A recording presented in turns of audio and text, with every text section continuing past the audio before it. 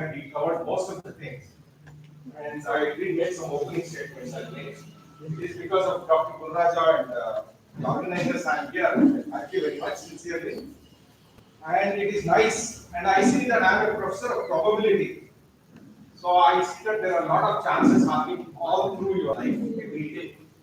So today for me it is like that day because I studied in Shantavedas High School.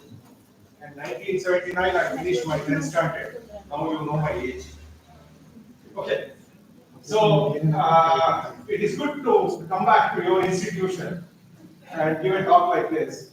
And from my files, I find that December 16, 2016, I gave a talk like that. I have my talk, I can share with Dr. Gulraja and you can use the talk if you want. Yeah, I can share the talk with Dr. Gulraja sitting here. You can share it. You want to get interested, I can share that, there's no secret. There I talked about academic research, how to do a PhD, how difficult it is to get a good guide, good within quotes. Professor Janardhan said many things. But I have my own perspective because I also worked in the PhD section of the University of Mysore. I was also in the center of disputes between students and guides and so on. So I know more about that than most of you. Okay, so today I am not talking about academic research anymore. So what I did was I asked you to write your own questions here. So thank you for writing these questions. So I'll go through some of these questions briefly before I go to tell you on that. Today it is more of, it is more of what you have to do to make your life better and also to achieve something in your life. So we are in a knowledge world, and you see that there is information and knowledge all around, and mostly our lives are governed by artificial intelligence, whether you like it or not. Because I am sure that many of you, the first thing you have to get up in the morning is look at your mobile. Before you get up, the mobile will be making a lot of sounds. And so you are curious to know who sent the messages, what happened, and so on, what happened in the world, and so on. At your age, I can understand you want to write some story or reels or Instagram and so on, and let's see what's happening at your age and so on.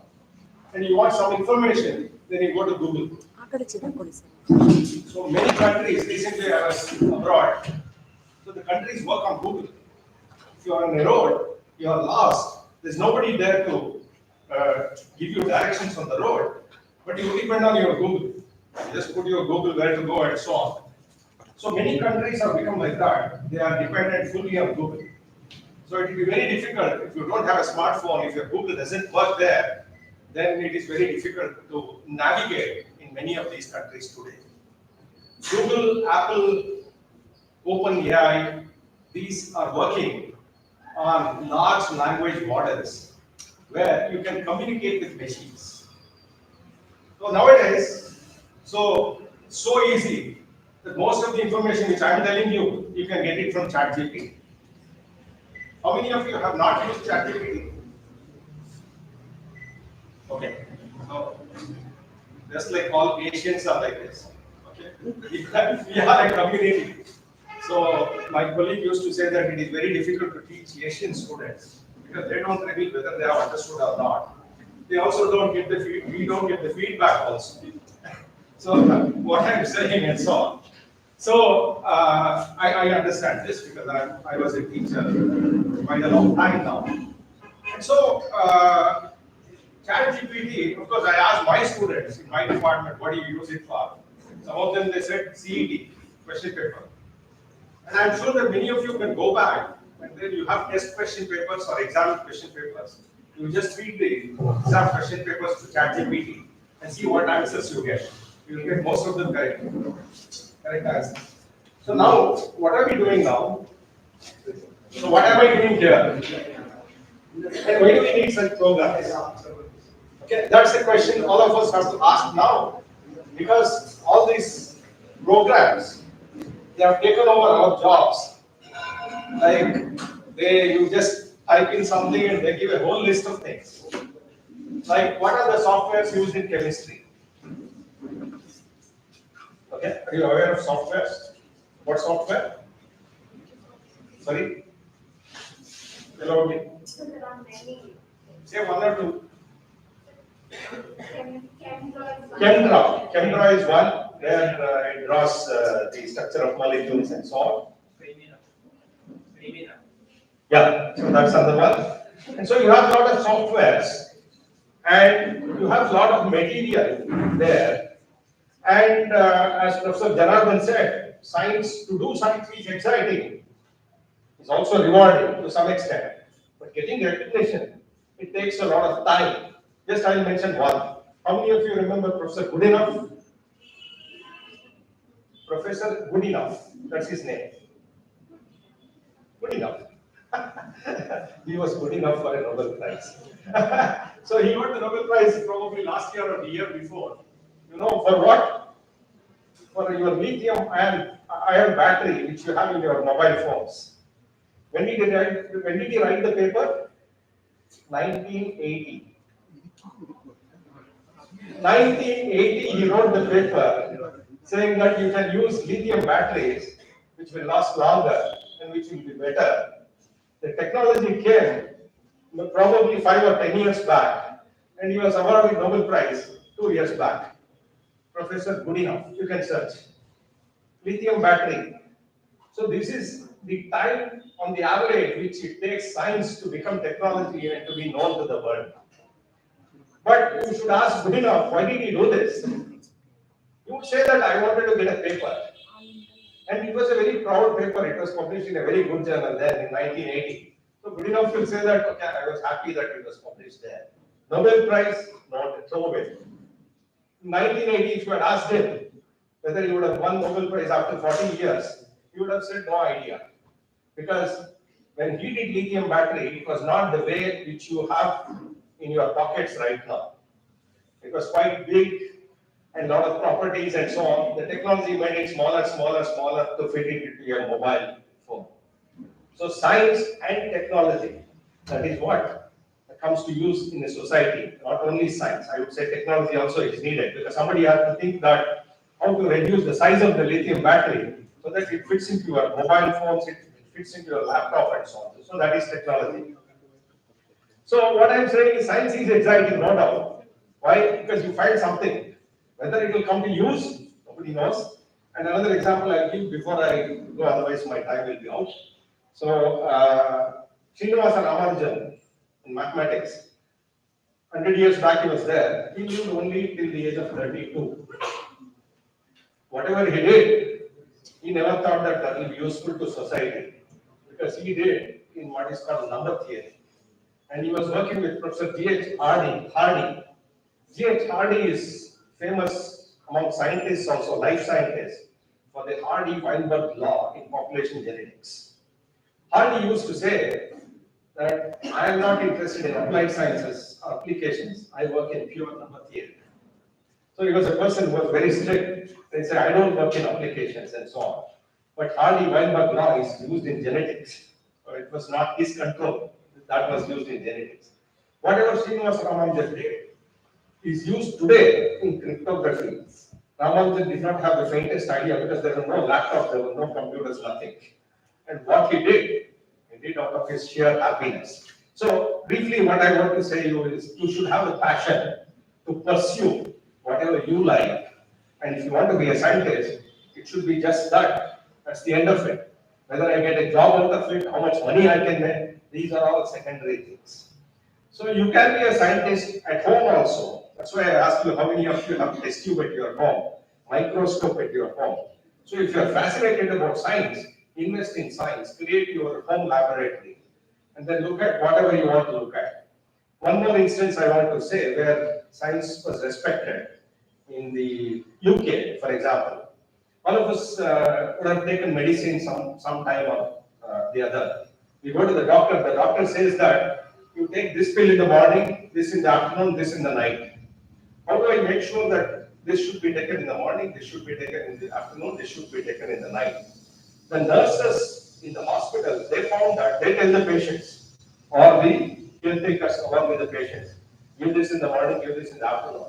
Many a times it gets mixed up. Whatever should be given in the afternoon is given in the morning. One nurse came out with this brilliant idea. Once I tell you the idea, it's no more brilliant. She said, color code the pills. Have a different color code. Morning red, afternoon yellow, evening blue. Now all of us understand color coding. So if it is a red tablet, if I'm going in the afternoon to take it, immediately I know the red is not for afternoon. I will go to the yellow one. So she was knighted by the British. Knighted means Sir title is given. I should also tell the ladies, lady title is also given. You can search Google, and the British also give knighthood for ladies. It is called lady. It's like Sir Tendulkar. You have Lady Marie Curie. So lady title is also given. So you have a lot of opportunities to excel in science. Marie Curie is one example where she excelled like anything in science. Okay, so if I can get the screen sharing, go to ChatGPT if I can log in. Okay, so before that, sorry. Sir ಏನು ಅಲ್ಲ ಇದನ್ನೆಲ್ಲ share ಮಾಡಿ chat GPT ಅದು ಹಾಕಿ sir projector ಹಾಕಿ ಇಲ್ಲಿ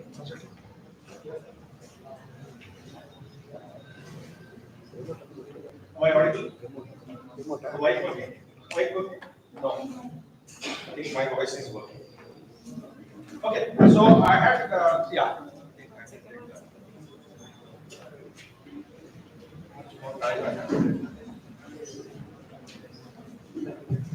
Okay. So I had asked you to write down questions. Many of you have written. Thank you very much. So thank you very much for that. So I will read some of these questions and then answer some of them. I can't answer all of them. The rest you can go to ChatGPT. Okay. Please let us know about the parametric and non-parametric tests. Use ChatGPT. How to fully utilize AI in preparing article, research paper, which gives knowledge about journal, review article, etc. Google you can use and type what are the best journals in analytical chemistry. It will give the ranking. It will give you all the journals in chemistry. It will also. Oh, okay. Sorry. So Google is one thing. In fact, before coming, I went to ChatGPT and asked ChatGPT to write an article in chemistry. It wrote an article for me. So that is why you have to be very careful about plagiarism. That is what Professor Janardhan said. The problem with Indian scientists today is that many journals are retracting. That means taking back the published articles because of shady data and shady analysis and plagiarism. So you have to be very careful with that. But of course, you may ask, sir, I'm a student, what do I do if my guide does? Unfortunately, your guide is not good, your thesis is not going to be good. Because there are many guides who are promoting such things like paid articles and so on. Yesterday, I was horrified to see that a news item in Google News, where the fellow explains the 10 journals where you can easily publish. And most of the journal names start with International Journal of Chemistry. When the journal starts with the name, with the word international, doubt it. Because nobody in international says we are international. They are international without saying that. Nature doesn't say that International Journal of Nature, no. Nature is international. They simply say nature. Science doesn't say International Journal of Science, no. Science, that's all, right? So many of the Indian journals, unfortunately, it's starting with the word international. So if it starts with international, doubt that. And go to Google and ask whether the journal is a predatory journal. Predatory journals are journals where within 1 week you get a acceptance, mostly acceptance, no rejection, and they ask money from you. So they are called predatory journals. So journals, yes, but that is, I don't think any of you are planning to publish. You can publish, why not? But you can get the information from Google. Tips and guidance about PhD, which I did last time in 2016. I can share the doc with Dr. Gururaja and he can send it to you. And selecting a topic for any research. What is a research? A research is something which others have not looked at. that you look at. But before coming to that, you want to look at, you should be curious about things. And many times you find that other people have looked at it. Don't get disheartened by that, disappointed by that, because ideas are very common. If I get an idea, you also may get the same idea. Nothing wrong about it. And it has been proved time and again that in the history of science, that scientists get common ideas and similar ideas, nothing wrong. So if you find that, okay, your idea has already been done by somebody, then you are in the right track because your thought process is correct. You also thought about it, somebody might have thought about it. So it's a good thing to pursue your own ideas, why not? Because it's your idea after all. And one day you may see that nobody has thought about that and that gets you a publication. So how do you know whether your idea is new or not? You prepare a paper and send it for publication. Those people will take care of that. They will send it to review. And if it is already known, they'll say that this is known and give a reference. Otherwise, they'll say that, okay, you do all these revisions, corrections, and they'll publish. So, CSI Net, already Professor Jonathan has talked about it, and that will give you some money. But finding a good guide, good within quotes, is not so easy, I would say. So, again, probability comes in there. Will AI replace human brain? AI will not replace human brain, but AI will supplement your work. Like earlier, for literature survey, people had to go to the library and see reviews and so on. Like for mathematics, mathematical reviews were there. That rose-colored books in the library, stacked and so on. But right now, you are fortunate to be doing science in 2024, I would say, because most of the literature review is done by bots, AI bots like ChatGPT, Google Bard, Google Gemini. Google has also released a notebook. I think it's called notebook LM or something, LM or ML. But this is available only in the US. So they are experimenting. So the next big thing in AI is these large language programs should be available in Google. And they are just like ChatGPT. They have not released it, but they are going to release it. It's called Bard, BARD, Google Bard or Google Gemini. There is also one called Copilot, if I remember. You can use any one of them, Copilot, and then you will get wonderful answers. And you'll also get images. Okay, you can get images. For example, I was just yesterday experimenting. I was sure that your imaginations are much better than my imagination. A horse-faced man. So you get fantastic images and so on. So the amount of thing which you are going to get is limitless. Now it is just restricted to your imagination how to use them. So, for example, images, DALI, DALIE or something. DALI is another program where you type some words and it will produce images. So, I mean, it's crazy things like they are doing with AI. You can produce images. And the next good thing, of course, Indians are not doing anything here. So, next thing I expect is a program which produces your Hindi music. Then you will listen to your own music. You won't listen to other musics and so on. Okay. So you can also produce dance sequences there. So I don't think filmmakers will have a hard problem because you produce your own film videos and music and so on. How to efficiently use AI? So this is one problem. What is the problem? Time is a problem. So your time management is going to suffer like anything. So you have to decide what you want to do with your life, because life is going really fast. Really fast, you don't have time. So you ask in the morning, I get up in the morning and I go to bed late in the night. What do I do in between? You ask yourself and see how much of time you spent in looking at the screen. And are you really thinking or just consuming information? Like the information is hitting you all the time, and you don't have time to think. You don't have the time to do something on your own. So here I would like to tell the young audience that, for example, I ask many of my students to write a CV. Writing CV also you get help from Google and so on. So there, how is your CV different from the CV of others? How do I make sure? So skill sets. For example, I ask students, what have you done? They say MSc Chemistry. What skills do you have? What skills do you have? Good question. Yes. Yeah. What skills in the lab? Using classworks. Okay. Okay. So Doing doing titration. So what I'm saying is, from BSc, you would have done a lot of experiments. All those experiments are your skill sets. So you say skill sets and say 1, 2, 3, etc. When you do this, then it is your responsibility that you remember what they are. What is titration? Okay, how to do that? So you will remember. So people get impressed by that. So this fellow has all the skill sets. All of you have done all the experiments. But it is the story which you make out of the skill sets that makes you different, your CV different from other CVs. So think of all these as your skill sets. No one word answer. What have you done in MSc chemistry? What did you do in MSc chemistry? Well, we did a lot of things. Say a few things, 2, 3 things.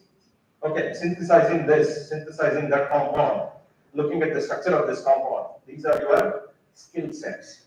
So you augment your CV with your skill sets. They matter a lot when you apply for jobs. And I don't see CVs with a lot of skill sets. People, because once you put it in a skill set, it is your responsibility that you should talk about that. When you say titration, you should know what is titration, what is done there, and some examples of what you did with titration and so on. So AI helps, but your own time and how you use it in your life every day, 24 hours, how much of time you use it for your own development, your own improvement. That is very, very important. Okay, so okay, which topic to choose and so on. So this is again a bargain in the sense that you go to a guide is working on something, he's working on 2 or 3 different problems. He says that okay, why don't you work in this? So this I tell my students. So what do I do is this is like ladies selecting a sari. That is an analogy. How do you select a sari? That's a difficult question, sir. So you go to a shop, they throw out sari 1, 2, 3, 4, and so it says this is very fast moving. That no, not this, not this, not this. So selecting a research shopping is almost like that. The guide says this. If you get a good guide, I'm a good guide. Because I give chance, opportunity for my students to pick up. I give one problem, next problem, next problem, next problem. It so happens that it takes 5 years or 4 years for you to choose the problem. Then your thesis is gone. Okay, so you have to do a quick choice, saying that I want to work on this and so on. So we did a revolutionary thing at the University of Mysore, where the student selects a guide. Okay, that worked for 2-3 years because the students knows which area the guide is working. Right now, what he is doing, students should select the guide. But it worked for 2 or 3, and it suffered because we didn't have many guides then. So it went like that. So it should be the student who selects the guide, not the other way. Most of the times it's the guides who select students, and the way they select, I don't want to talk about here. Okay. So net gate exams, all those things. Okay. So if I can get, yes, can I go to ChatGPT? Yes.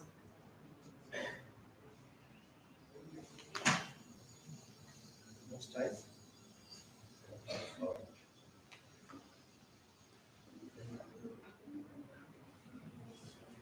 ChatGPT, you have to open an account, like they ask for your email, and then you give some password, and then that's it. You can type all sorts of questions. So some people here and even now in society, they think that AIs will not take over human beings, AIs will not do this, AIs are not useful, and so on. Don't think like that. AIs are very useful because they give you synthesized information, pointed information. You can chat with the bot, AI bot, and you can refine the answers. You can make it refine the answers. Right now, it can give you R codes, it can give you computer codes. So computer science people are out of the jobs. My son uses ChatGPT to write his programs in the office. Office also knows it. So they don't spend time writing codes and so on anymore. ChatGPT gives you the codes, you have to check whether it works, and then correct it, and that's it. So, and nobody expected that AI bots can make jokes. Okay? So this is amazing, right? This is amazing. So you can ask ChatGPT to tell you a joke, it tells me a joke. Okay? So sometimes it's difficult for me to understand the joke also. Then I tell it say some Indian jokes. Because context is important. So it, and for example, I typed what I did was a research methodology in chemistry. That's what I did. Maybe shall we share that this one since that's not working? Yes, it's working. This was prepared. So I'm acknowledging that. That's why I'm saying. So it's good that they invited me. Dr. Gulraja invited me. But what am I doing here? Because I have attended probability conferences held in St. Petersburg, Russia, by leading probabilists of the world online. So you have the opportunity to listen to leading chemistry professors. So you just type who are the famous professors right now in chemistry.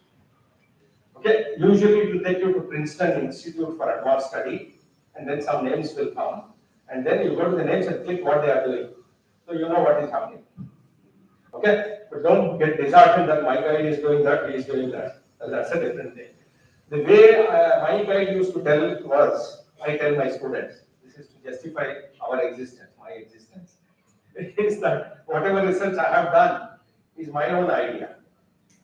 It's not a crazy-rized idea. Of course, it depended on many things which I studied and so on.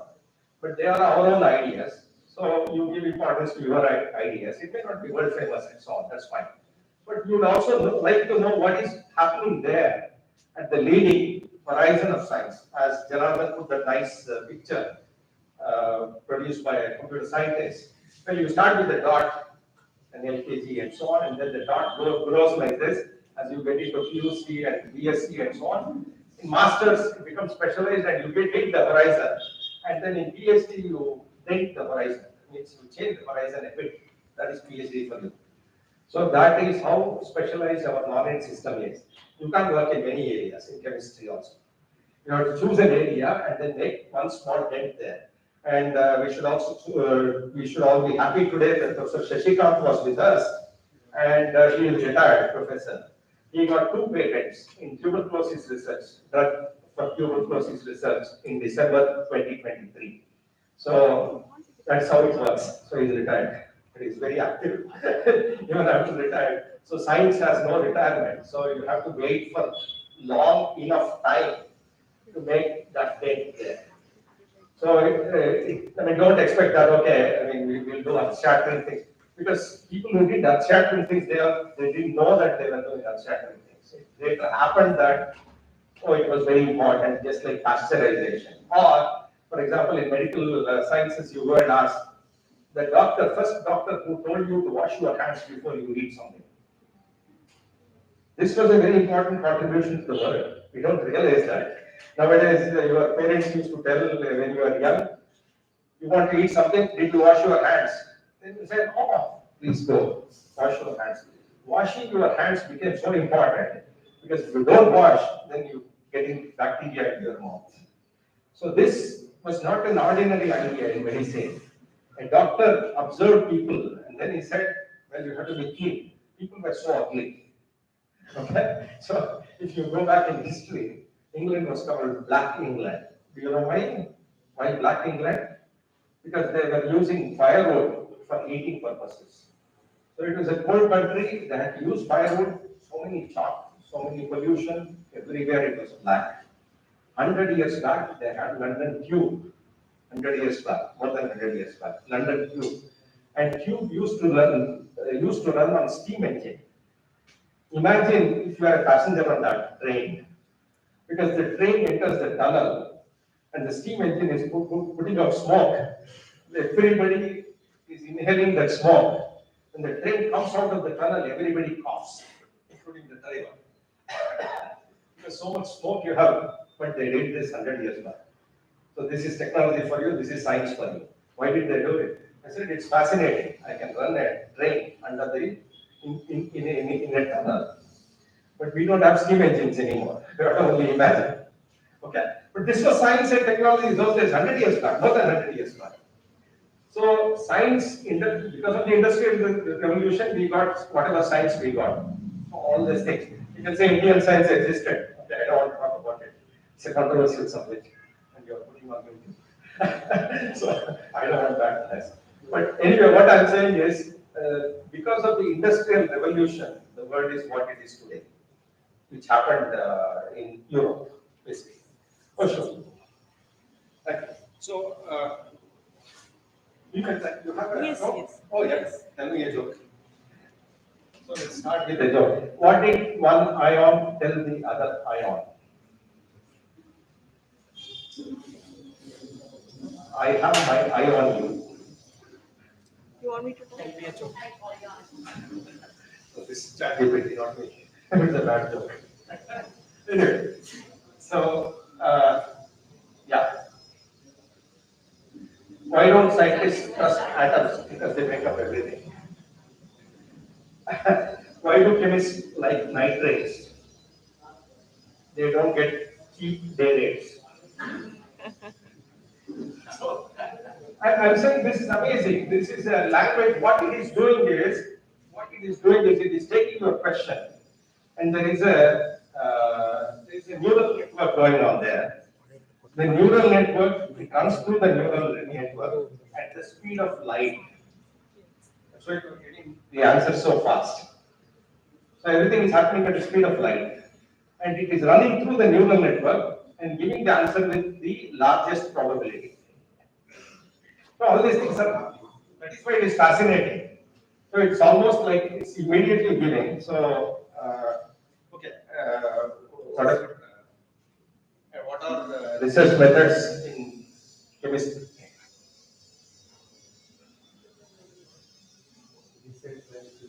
Huh? Simply say research methods in chemistry.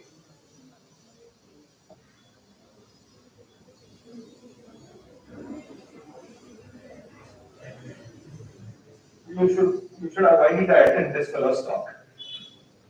I'm saying no.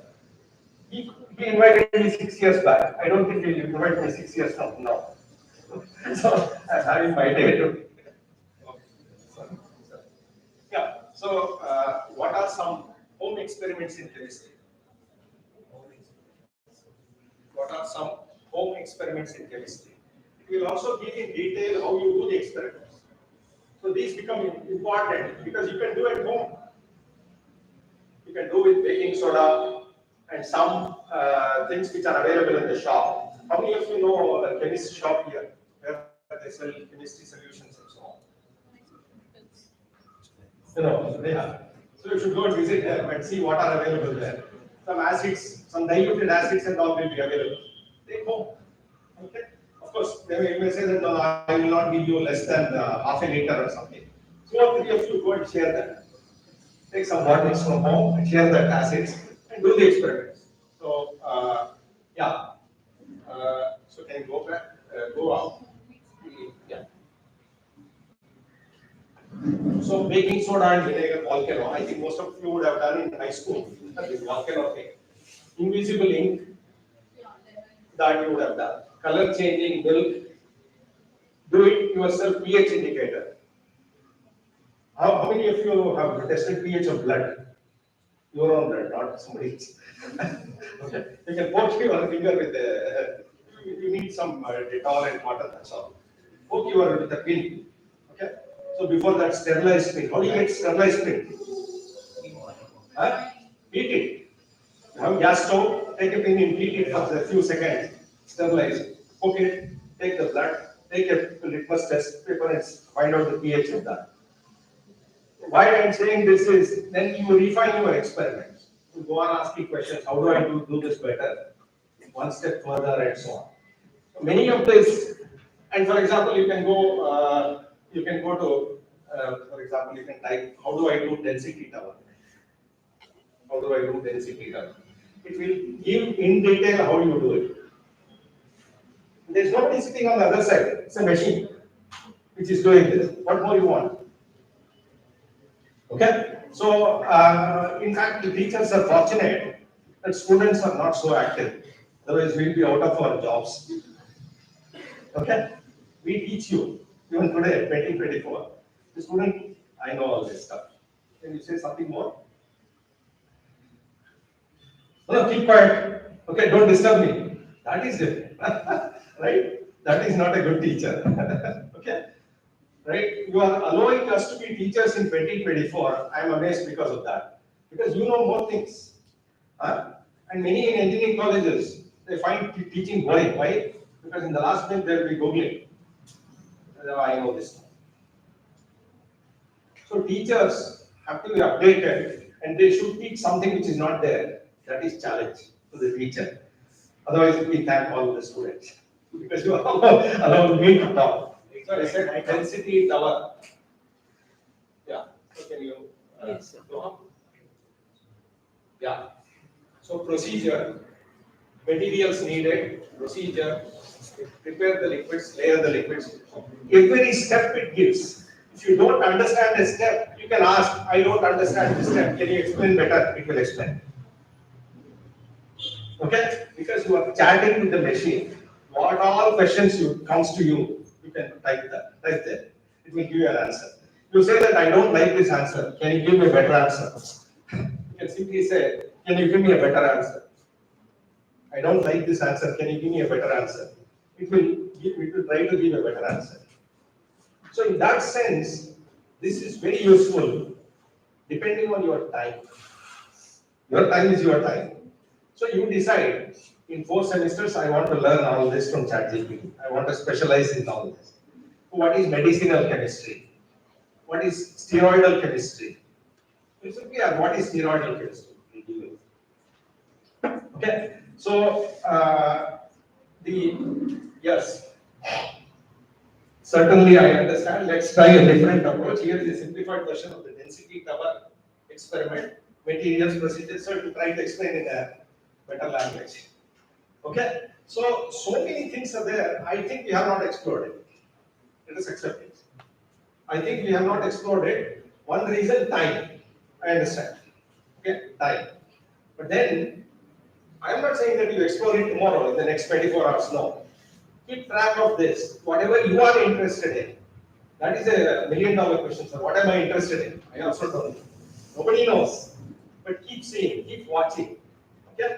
Keep, for example, as Professor Janardhan said, keep reading things like reading about scientists, about science and so on, about a particular thing. For example, there was a boy who was asking this question, how do doves drink water?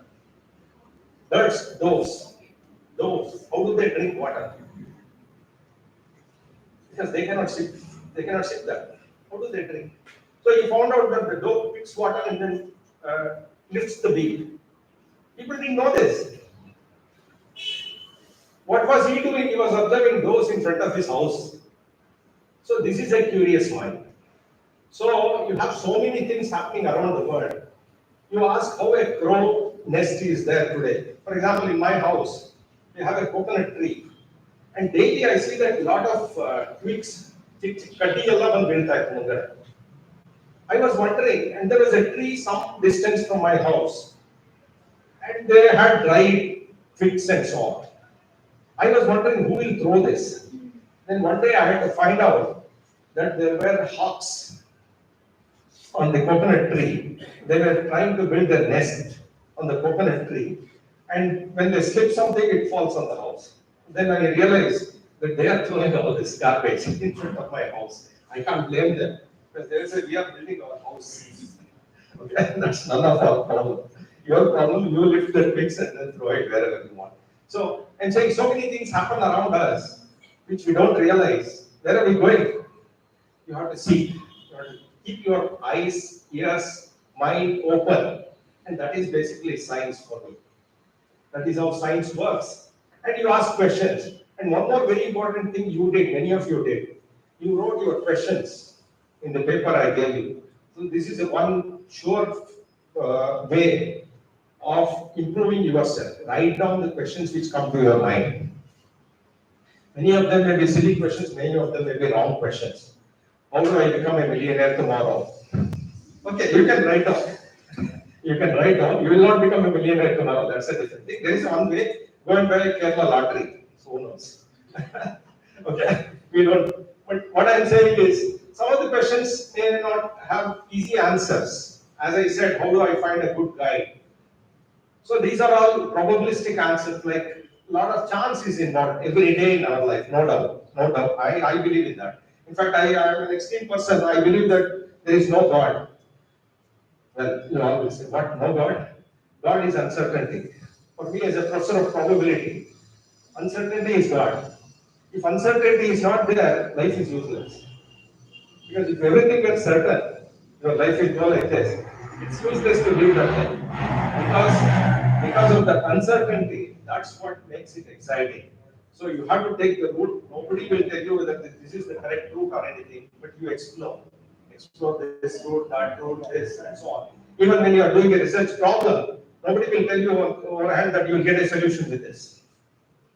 No, all solutions are there with chemists. But still, you will not find solutions to problems which you have. So you have to experiment and so on. So basically, you explore. And the curious seeking mind will get success one day or the other. This is like Swami keep telling something, don't believe this.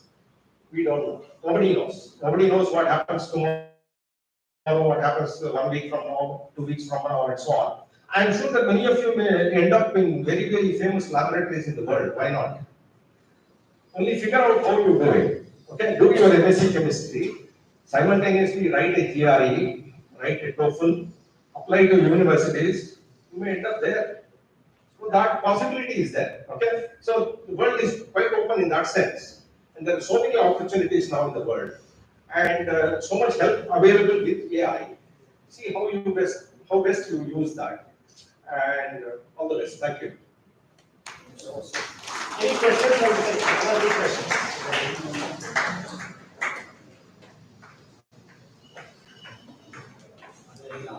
If there are any questions, I would like to take because I don't want too much time. Yes, no, I will display. Yeah, so far it will be correct or wrong, how it Don't, because of course. authentic means they can follow it. Sorry? And if they are authentic, then they can be. See, these experiments, most of them are authentic. You can try that in your house. Okay? They won't be, for example, what it does is, it is taking answers from the corpus available in the internet. Okay? And specific questions, you will have specific answers. No problem about that. Okay? As I said, you can ask ChatGPT to write an article in chemistry. Write a research article in chemistry. Or, for example, here is one thing which I forgot because you are asking this question. Cook up a molecule containing a new molecule containing hydrogen, oxygen, calcium. Some nonsense. It will cook up a molecule. Now you have to ask your teacher why that molecule is not possible or possible. That's what. See, your professor will have an answer why that is not possible. ChatGPT doesn't know that, but it cooks up a new molecule. We will see that. Oh, sorry, it is gone. Yes, sir. Yes, sir. But anyway, you can cook up new molecules. Okay, new molecules, and of course there are places where the internet where you can get a list of molecules available and so on. So somebody was saying in our science congress, scientist from Ames or something. He was saying that this molecular research will not happen, nobody will accept that nowadays because most of it is done by AI. It will also give you properties of the new molecule. Yeah, that's very. The molecule is not there. It puts up some molecule. It gives you the structural equation. It gives you the properties of it. All fake. But you have to tell why it is fake. That becomes an important problem for the students and the professor. Why such molecule cannot exist under room temperature. Human brain is required. Yeah, human brain is required. It cooks up something. No, you say, give a new molecule containing, what do you want? Hydrogen oxide. Students. What do you want? You are a resource person. Fluorine. Fluorine. Fluorine and neon. Neon. Yeah.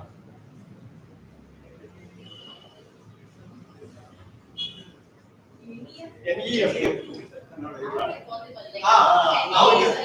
Now what I am saying is this is a good teaching method. Why NEF2 is not possible? That makes you think. That makes you, ChatGPT doesn't know it, it doesn't care. And you can ask why NEF2 is not possible really. Actually, hypothetical, that one is that. A hypothetical is there, but this is a good teaching method also, because we say that okay, this is a weak bond, this is a strong bond, and so on. NEF2 is not possible. Why? But that can be a question. This should be the future of education. So all of you, so education will go in these lines. It will cook up some molecules, and you will discuss in class why that is not possible, why that's possible. It can cook up all kinds of things, like noble gases and so on, so on, so it gives that. You say that this answer is not satisfactory, give me another answer, it will give you another answer. So yes, don't believe in everything it gives, no, but it helps you. For example, research methodology. What can be wrong with research methodology? It gives research methodology, that's all. But, and it also gives you, for example, give me some topics in stereochemistry for research. Give me some topics in stereochemistry for research. We'll give you some topics. But whether you make use of that topic, whether those topics are relevant, that is for you to decide. So, there is nothing like we are taking it as whatever it's saying, we are accepting and saying the words. But it is giving you a guidance. It's a better version of Google. Yes. Google doesn't give, Google what it does is it gives you the pages. But here you can do a conversation with it. It gets streamlined. You can do a conversation, so that is why they are called chatbots. ChatBots, chatbots, AI chatbot. So a lot of these, at least 2 or 3 will come in a few years, probably before you finish your graduation here. So they will be very useful because right now, as Dr. Budraja and Dr. Delika, we know you have problem with recruitment of teachers. You don't have beds. These will act as your beds for those who want to do research. Plus, apply for universities abroad. You don't know where to go and so on. So these things will help. Yeah. So yeah. So here are 12 topics in stereochemistry. 12 topics in stereochemistry. Yes. Yes, Mic is. This gives some exposure on the mechanism and identification and correction of the mechanism, identification and correction. Plagiarism, yeah, plagiarism identification. Plagiarism is already there in, for example, the university has implemented that. Before you submit your thesis, you have to take it to the library and get it checked in the plagiarism software. Plagiarism software, what it does is it finds out exact match between that text and existing text. It will run through. It says that 20% matches are there, 30% is there. University has a this one cut off for that. If it is above 30%, then you have to revise your thesis. I have observed in AI using different sites. Yeah. One site gives 80% is clear plagiarism. Right. Like in other site it says 30% is Yes, yes. So that is why Professor Janardhan was saying that publish in peer-reviewed journals, not in predatory journals. Peer-reviewed journals, what they are doing is, when you send a manuscript, before it goes for review, they will do a plagiarism check. So that what like examples of those sites which you can use? You don't have to use it. That's why I'm saying it's not your problem at all. Many of the ideas, as I said, the ideas which you get might have come for other people, they might have used also. But then don't restrict your thinking to saying that, okay, probably others have thought, why should I think about it? No. No, you don't know. So allow your free thought, let it go on. When you write a paper, send it to a journal, good journal. So my prescription would be that what I have been doing, for example, even in the PhD days, I did that. Send it to the topmost journal in the field, Journal of Number Theory, for example. Send it to that. You will get some review. Good review you will get. Or state with answer that this is useless. No problem. Then send it to the next journal. That is where you get a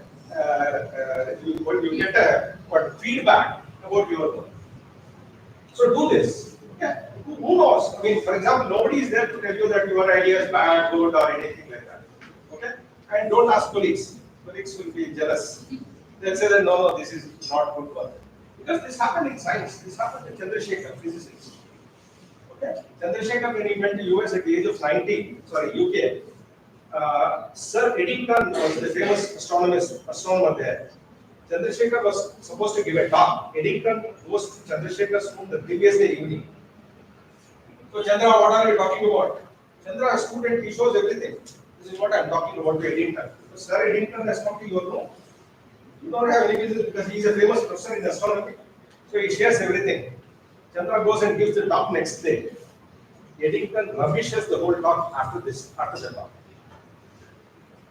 Chandra feels disappointed by he writes a book. Then people realize that what Chandra was saying was correct. So this happened to Chandrasekhar not once, many times in his life. This is quite common. That's why I said don't go to the colleagues. Colleagues will be jealous. Colleagues will say that what are you doing? But I don't think this will. He will go back and do the same thing. Yes, no. Don't show it to any scientist. Surefire way, you write it down, send it to a journal. Because once you send it, the date is marked. It becomes your paper on that day. So you get the credit. Or nowadays there are archives. Chemistry archives are there. You put that in the archive. Nobody can plagiarize it. So don't bother about plagiarism yourself because they will do it. Right? You concentrate only about your work. Those who do plagiarism, they have to bother about this. Because they will cut and paste papers. Okay, they will cut and paste papers. That should not happen. Secret. Thank you. Google Meet ಇವಾಗ Google Meet ಇವಾಗ Okay. Aren't we becoming too slaves with the AI? Because almost everything we can, get it done to my AI. She is asking, are we become slaves to AI? No. Huh?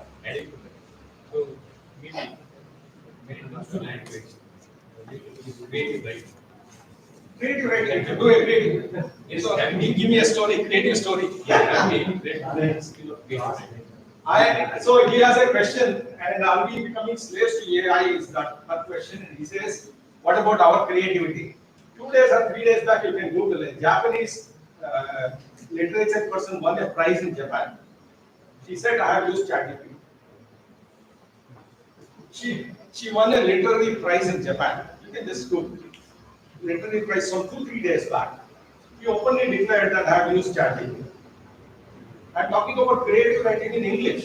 She got a prize and she says that I have used ChatGPT. We are not becoming slaves. We are not becoming slaves. Just like in the Stone Age, people did not become slaves of the tools which they developed. So they are also probably they are doing very crudely. Now also our thinking is very crude. But our thinking becomes more refined by these tools. But you might say that okay, it is not direct our thoughts. No, your thought is your thought. You keep it. But you see what is happening there. So I don't think that is because once we did not have phones in our houses. Okay. Now you get into the car and the car says that okay, you do this, do that. And so. Sorry, I think you have to. I would like to thank Professor Ravi for this enthusiastic and mind-waking session we have now. I would like to extend my thank you on behalf of PG Department of Sharda Vilas, PG Department of Chemistry, Sharda Vilas College. Thank you so much, sir. Thank you very much. I now request our principal M. Devika ma'am to present Professor Ravi with the thanking letter. Oh, thank you. This was not needed. I openly say because whenever you call me, I can talk. I mean, see, no problem, right? Because our job is to talk to students. I am a person. Anytime you call me, these things are not. I am very informed. Thank you very much. Thank you. For sure.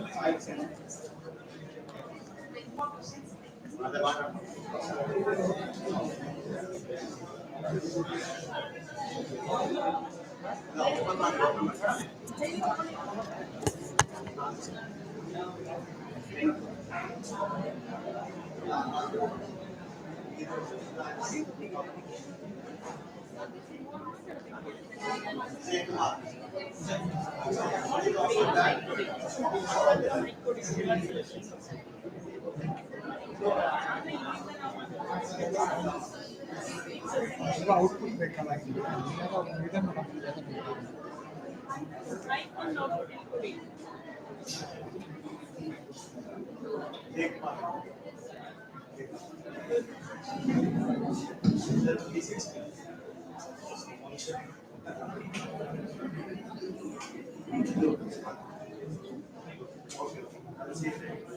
ನೋಡಿ output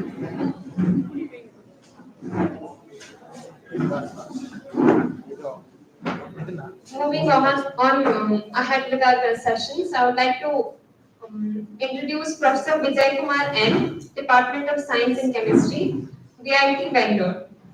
Professor Vijay Kumar obtained his PhD in Organic Chemistry from Gandhigram Rural University. Presently, he is working as a professor of higher academic grade in the Department of Chemistry, School of Advanced Sciences, VIT Bangalore. His teaching expertise encompasses over 25 years. His areas of research specialization include medicinal chemistry, chemosensors, green chemistry, and organic synthesis. Currently, his group is working in the area of synthesis studies and stereochemical investigations on various nitrogen heterocyclics through NMR XRD studies. Professor Kumar has published more than 180 research articles and several book chapters in the field of nitrogen heterocyclic synthesis in various international journals. He serves as the board member of management of VIT Bangalore, exit committee member at the university level. He has delivered more than 15 invited lectures at national and international conferences. He has scientific memberships in National Magnetic Resonance Society, Indian Council of Chemists, Asian Chemical Society, Indian Congress Association, and many more. He is editorial member of African Journal of Pharmacy and Pharmacology, Journal of Chemistry and Applied Biochemistry, the Egyptian Journal of Heterocyclic Chemistry and Modern Chemistry. He is also a reviewer in the European Journal of Medicinal Chemistry, Journal of Advanced Research, African Journal of Pure and Applied Chemistry, Natural Product Research, European Journal of Chemistry, etc. Professor Kumar was honored with the Incredible Academician and Researcher of India Award. It's a privilege to have you at this national workshop organized at SVC Mysore. I welcome you, sir, and I hand over the session to you now.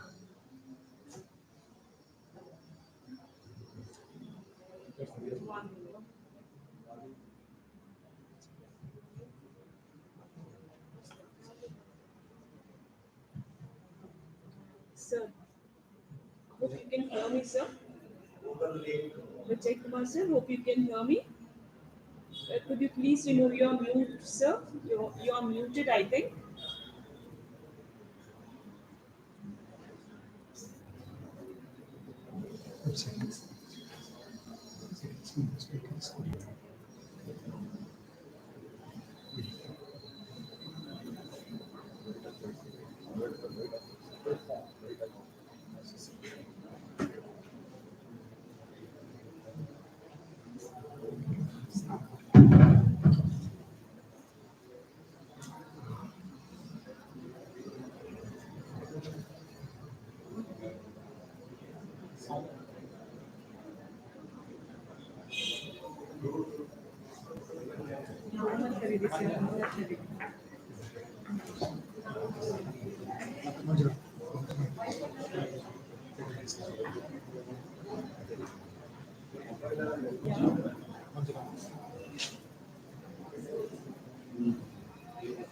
ನಿಮ್ಮ voice ಅದು ಕೇಳಿಸ್ತಾ ಇದೆ ma'am.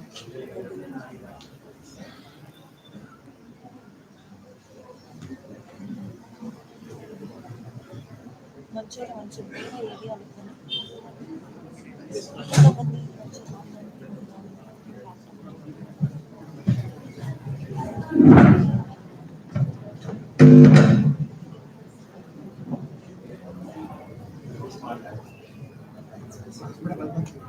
Headphone speakers.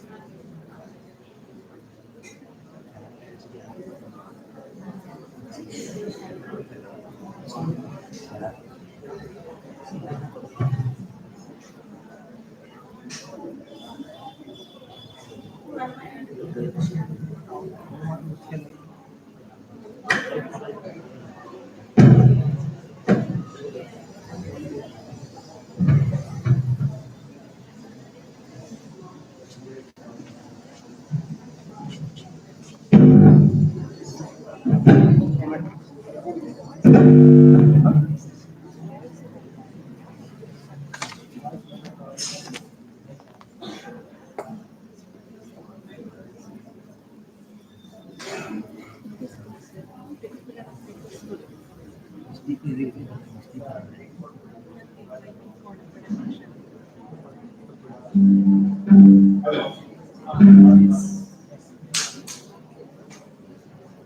Everything audible and getting.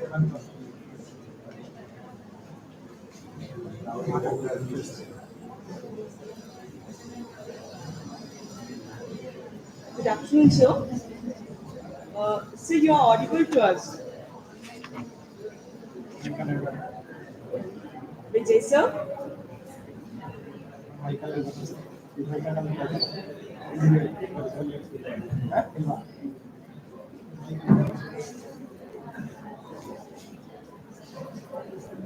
Hello. Sir, am I audible to you?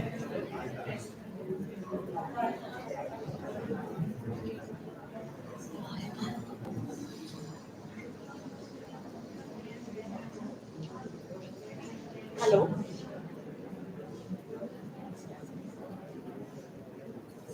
Hello, am I audible? Then we can start. Start. Hello.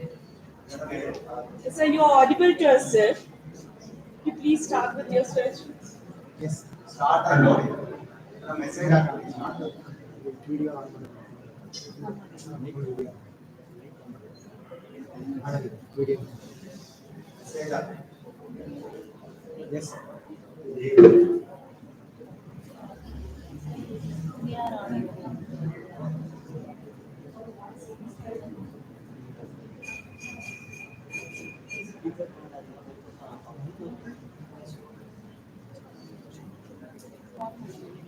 Message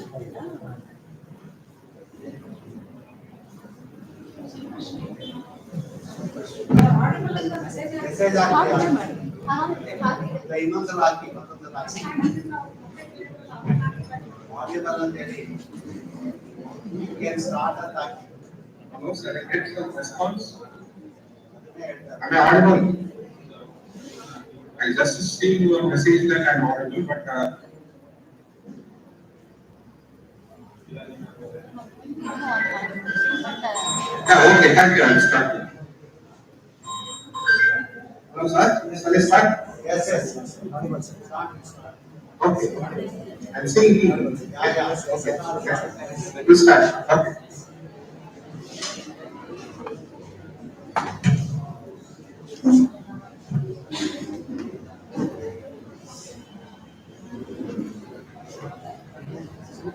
Yeah, first of all, thanks for the kind introduction. Sincere thanks to the management of Sardar Das College, Mysuru, and faculty members, Guru Raja, who's and then teams, postgraduate department of chemistry and IPAC.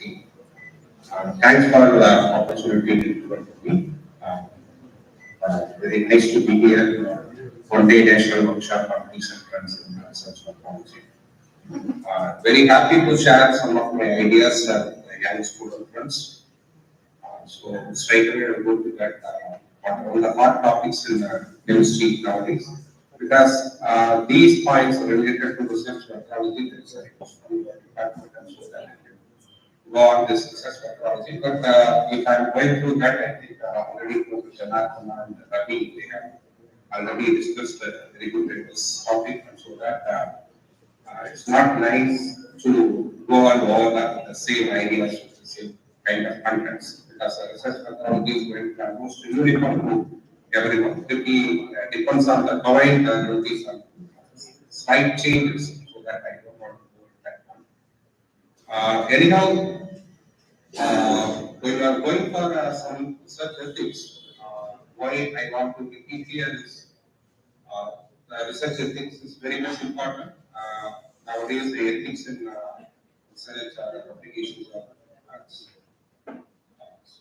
I don't know that whether I can use the word that it is going down or number of researchers are more so that the issues also more, I don't know. But we are nowadays we are facing it. So it's, we have to follow the research ethics. Once we come to know that somebody is working on some areas, we should not do that research in that area. We can go and collaborate with them and we can do that, but we should not do this kind of things. And similarly, we work for the publication also. We should not copy the others and all the content that is available already in the literature. We should not take the session of that kind of research ethics we should have minimum. And the youngsters are taking gradually are going for higher education, even in the industry, people are always that's very, very important.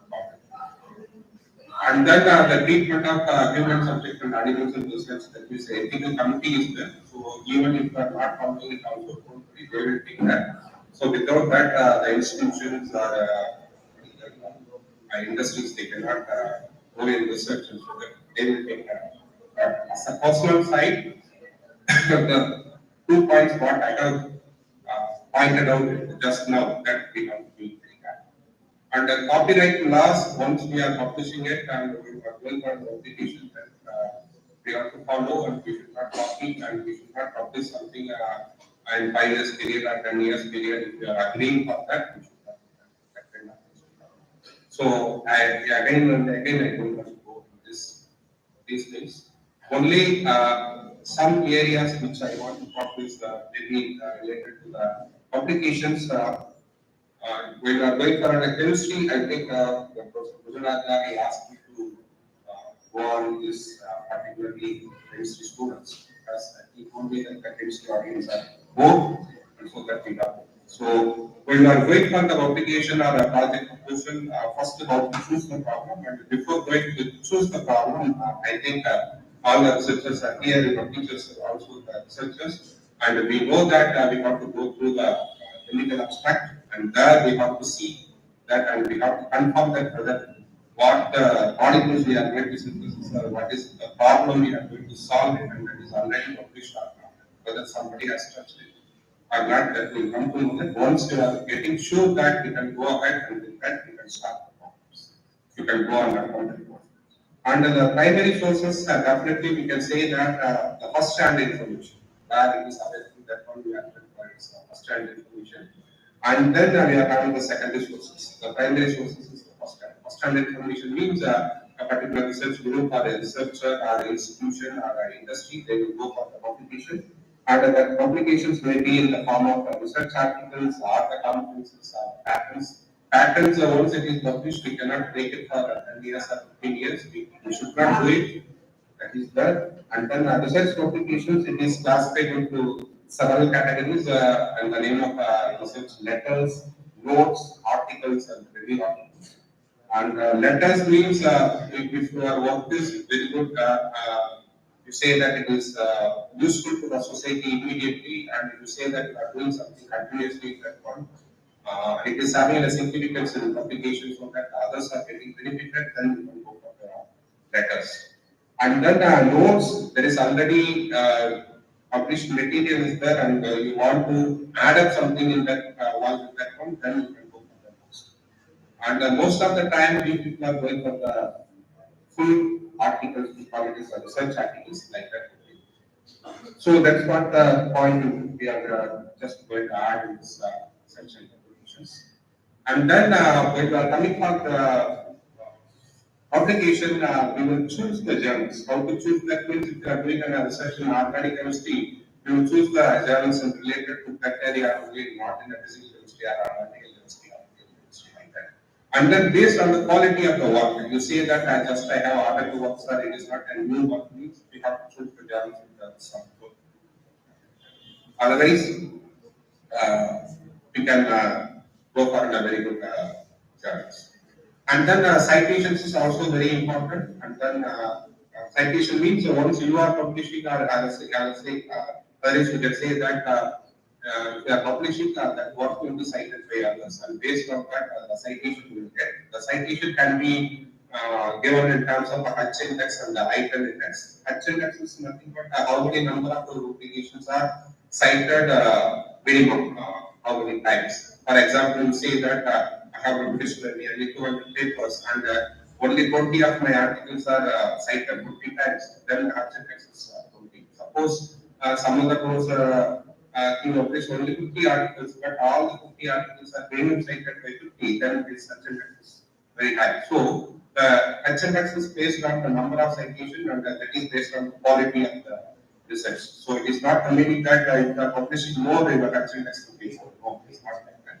So the H index is it is a measure of the quality of a particular author. And another one is the item index. To say that how many number of articles are minimum 10 times it is cited. For example, in my case, it is nearly 63 articles are cited 10 times, and so that I can call that my item index is 63.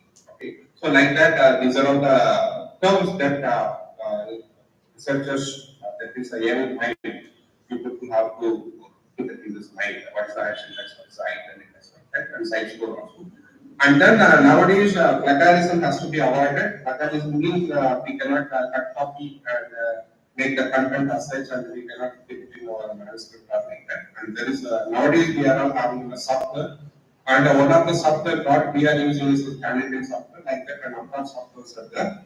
And these softwares are connected with the primary sources and the secondary sources. And so that any material, you say that you have prepared some manuscript, and that manuscript or any other pieces like that, that would put it in this software that will go through your content and they will say that which part of that manuscript or which sentences or which paragraph or the whole manuscript is going to have the plagiarism of it. So that giving you the suggestion that 10% or 20% or 30% of the content is already having the plagiarism, so that we have to modify those sentences like that.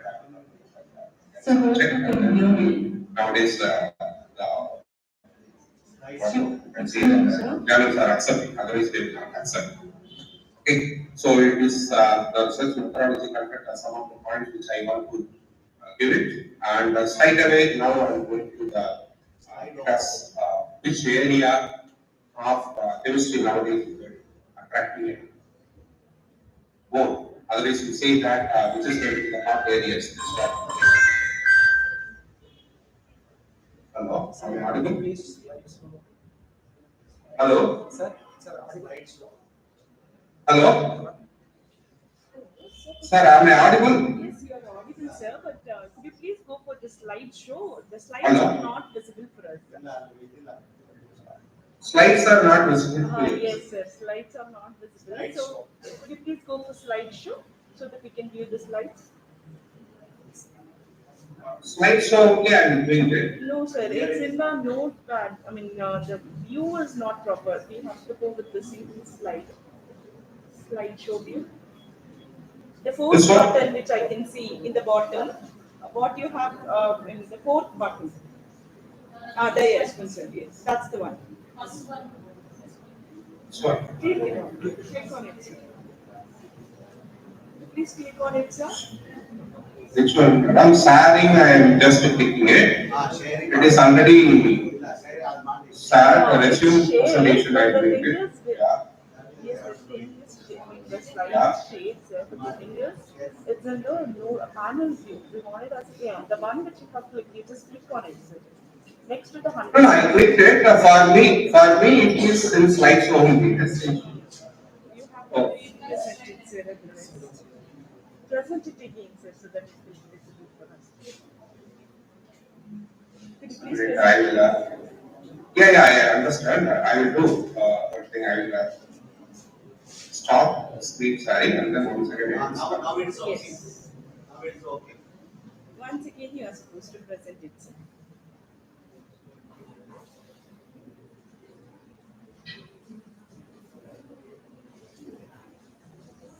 Is it coming full screen now? No, it's not yet presented, sir. Or is it present? No, it's not yet presented. Slide. Share slide. Are you getting it now? Yes. Now you are getting. we are getting Full it screen. in the same way we are supposed to, like, we couldn't see the No, no, no, slides. no, no, We don't have slides. no, no, now I converted it to slideshow. Slideshow is not the same. We can't see, we are seeing it in the panel view only, sir. Oh, then I don't think I will go for that. Sir. Sir. Oh, Better, yeah, tell me, sir. better. Huh? Sir அதுல போட்டுதான் sir இருக்கேன் slide ஷோல தான் இருக்கு எனக்கு slide போகுது full ஸ்கிரீன்ல தான் எனக்கு போகுது ஆனா உங்களுக்கு ஏன் வர மாட்டேங்குது தெரியலையே நான் வந்து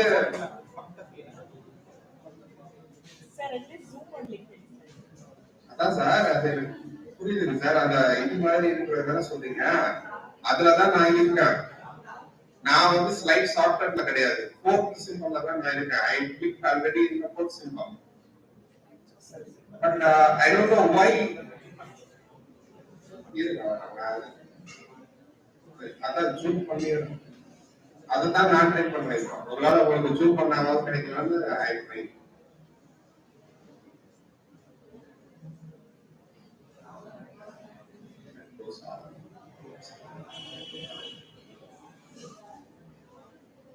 கிடைக்குதுங்களா ஃபுல் ஸ்கிரீன் வரலீங்களா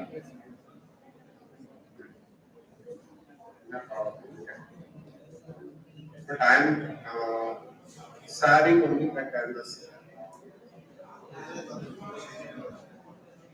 சரி நான் ஜூம் ஆகும்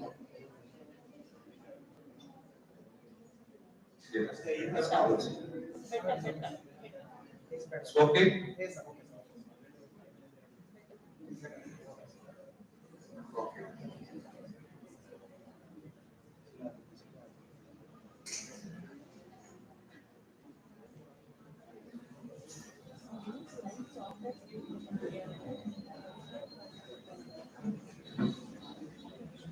Okay, stop there.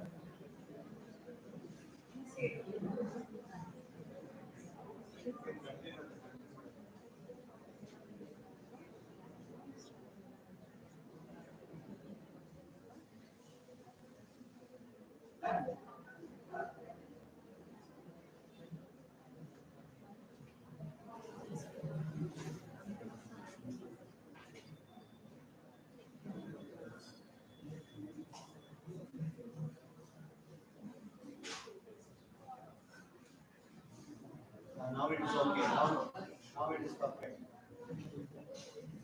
Sir, is it okay now? Okay. Proceed. Proceed at that way.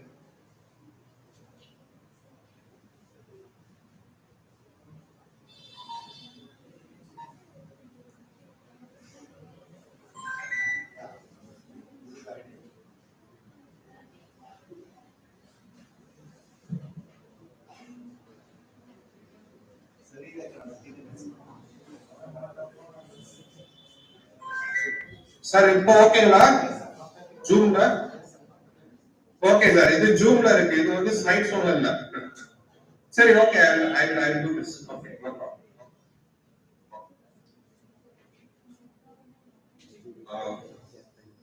sorry students I think there is some technical issue so that we go through some of the slides but anyhow don't worry all those points are already discussed under the research methodology. But now what I am going to discuss is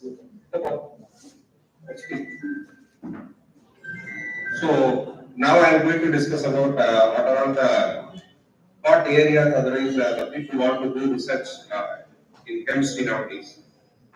Actually, if you are going through some 10 years back or 15 years back or like that, people want to go for a more number of synthesis, whether it is organic or inorganic or material, whatever it is. They didn't bother about side effects or environmental pollutions or like that.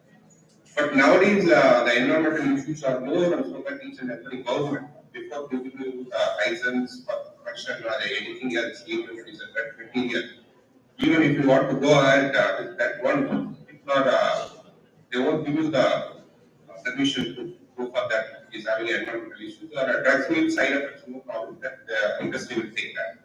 So the environmental issues are more, and so that everyone, we want to move towards sustainable chemistry, and so that researchers are nowadays moving to that. So in that aspects, we can see that production of the renewable fuels, that's a hard area. In general, if I'm saying that the biodiesel, then immediately you get that answer. Yes, sir, we know. Yes, biodiesel is very hot topic nowadays. There, actually, what we are doing is we know that the fats and oils are triglycerides, and those triglycerides are going to be subjected to the trans esterifications, and so that the trans esterification is nothing but triglycerides are first hydrolyzed and so that the glycerol and other things. And the ester part of that glycerol is going to be added with an ethanol, and so that we are going to have the trans esterification. So using the trans esterification methods and fats and oils of plants or animals, that is converted to the biodiesel, so that we are doing research in that area. And then another hot topic is fluorescent, otherwise you say the luminescent and fluorescent alarms. And in this area, actually, in the medical field, the chances are very more because even the people nowadays they are not going for open surgery and all, they are doing it in without opening it, and they are doing all those surgeries and all. And so we can say that they will go for a fluorescent material, and they will inject the fluorescent material, how it is going inside, and in that area they will go for analysis, and then they do that. And so that in the medical importance also the luminescent and fluorescent analysis are very important. And in that one we are having a chemosensors. What do you mean by the chemosensor when you discuss and conducting polymers, hybrid molecules, and CH activations? Ionic liquid and deep reductive solvents, nanotechnology, nanomaterials, nanocomposites, metal organic compounds. In this one, we are going to have some discussions on chemosensors, conducting polymers, hybrid molecules, like that. The CH activation is nothing but I will tell you because I am not going to have any example with me. CH activation is to say that if there is already a difference in polarity or a difference in polarity like that, and those areas you can easily activate, and so that you can do the reactions on that area or in that part of that molecule. But here the CH simply the carbon hydrogen is there and there is no polarity difference, or there is electron difference, and so that you cannot do something on that one. So to induce the activity, the polarity difference, otherwise you say that the electronic difference is going to be induced there, and so that there will be some polarization delta plus delta minus can be induced as sustained activity, and so that that part is going to be activated, and then you can do the research, and so that will avoid CH activations. So like that, these are all some of the area. I am not saying that all the areas we are covering in this point. So first we will go for what we mean by the deep protective solvent. So first I will start with this one. So deep protective solvent is the concept of where we are getting is in your BSc level or MSc level, you are going for materials diagram. Generally, people are doing 5-9 and naphthalene, and you mix that one and you heat it, and so that it will become a liquid sometime. So that concept only we are using is deep protective solvent. This concept is going to be well aligned with the green chemistry. It is first proposed in 1990s in the green chemistry. So here you say that prior target are minimizing the environmental impact of the solvents. Why they are building a deep protective solvent and what it is, we will see that in this slides. But the important point is if you are using a benzene or a toluene or you say that the ethylene acetate or any normal organic solvents, those organic solvents are going to be operated at a low temperature. The operation will be very high. So, and moreover, they are all toxic, and they are all giving the environmental pollution, and so that the people don't want to go for those kind of normal organic solvents. So, in such kind of condition, we need an alternate, and so that we are looking for systems, and the ionic liquids also play a very good role. And then the new thing is deep protective solvents. In this deep protective solvent, we are going to mix two. One is you say that hydrogen bond donors, and another one is going to hydrogen bond acceptor. You just mix it and keep it in a low temperature. Then you will get a liquid. Using that liquid as a solvent, you are going to do a reaction, and for that these things you are going to call it a deep protective solvent. So we will go one by one in this slide. So what do you mean by ionic liquids, or what's the drawback of ionic liquids? That how it is going to be overcome this deep protective solvents. To overcome the shortcomings of the ionic liquids while retaining the favorable properties, deep protective solvents are the spreader. First point is it is also having appealing features of ionic liquid, means it is a low vapor pressure. That is, the boiling point is going to be very high. That's why the low vapor pressure and capability to dissolve the reagents in insoluble common organic solvent. For example, say that some of the organic solvents, your substances or your reagents are insoluble. In those cases, you can go for ionic liquid or deep protective solvent, because the polarity of these things are going to be very high, and so that polarity is going to be low, and so that the solubility is going to be very high in these cases. And then the possibility to improve the overall pH of medium by replacing one of the constraints of the mixture, and it is more biodegradable compared to the ionic liquid. So the biodegradability is used with the ionic liquid, and so that people don't even the ionic liquids are preferred. It is having shortcomings, and that is one of the points, the biodegradability. But it is not within an ionic liquid, and so that we are going for deep protective solvents. And these are usually prepared by hydrogen bonding acceptors. Generally, you say that quaternary ammonium salt, and with the hydrogen bond donor, for example, carbon cases. So, in the next slide, you can see that what are those examples, where the charge delocalization results from the hydrogen bond interaction accounts for the melting point depression of the deep protective solvents. You can see that. Eutectic means eutectic point, you know that eutectic mixture, and now you know that a particular composition, particular temperature, it will become a single phase, and that you are going to call it eutectic composition, eutectic phase, eutectic temperature, and all those things. The same thing it is updated here also, what you have studied in single state. But that is the hot, one of the hot areas nowadays. So you can work it as you can find a more number of eutectic mixtures, and temperature is going to be very low, and those eutectic mixtures you can use it as a solvent, so that you can go for a number of reactions. So you just go through that. Eutectic means a mixture of substances that melt and freezes at a particular temperature that is lesser than the melting point of equilibrium fuel conjugates. That's what you are going to do with a biphenyl or an naphthalene or like that. So two components you are going to mix it. One component is having a melting point as 100, and another one is having 120. But when you are mixing it at a particular ratio, the melting point is not going to be 100 or 120, maybe 60 or 70. So that's what we are going to call it as eutectic mixture or eutectic composition, all those things. And phase is going to be a single phase, more than one. So it is having a single composition that solidifies at a lower temperature than any other composition. The composition known as eutectic composition, and the temperature we are going to call this eutectic temperature.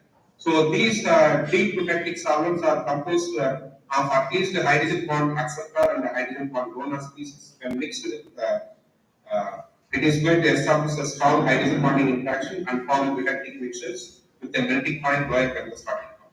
And what are all the options you can go for that? Quaternary ammonium salt with any metal ammonium salt with metal chloride hydrates, quaternary ammonium salt with the hydrogen bond donors, metal chloride hydrate with the hydrogen bond donors, like that. You can go for combinations.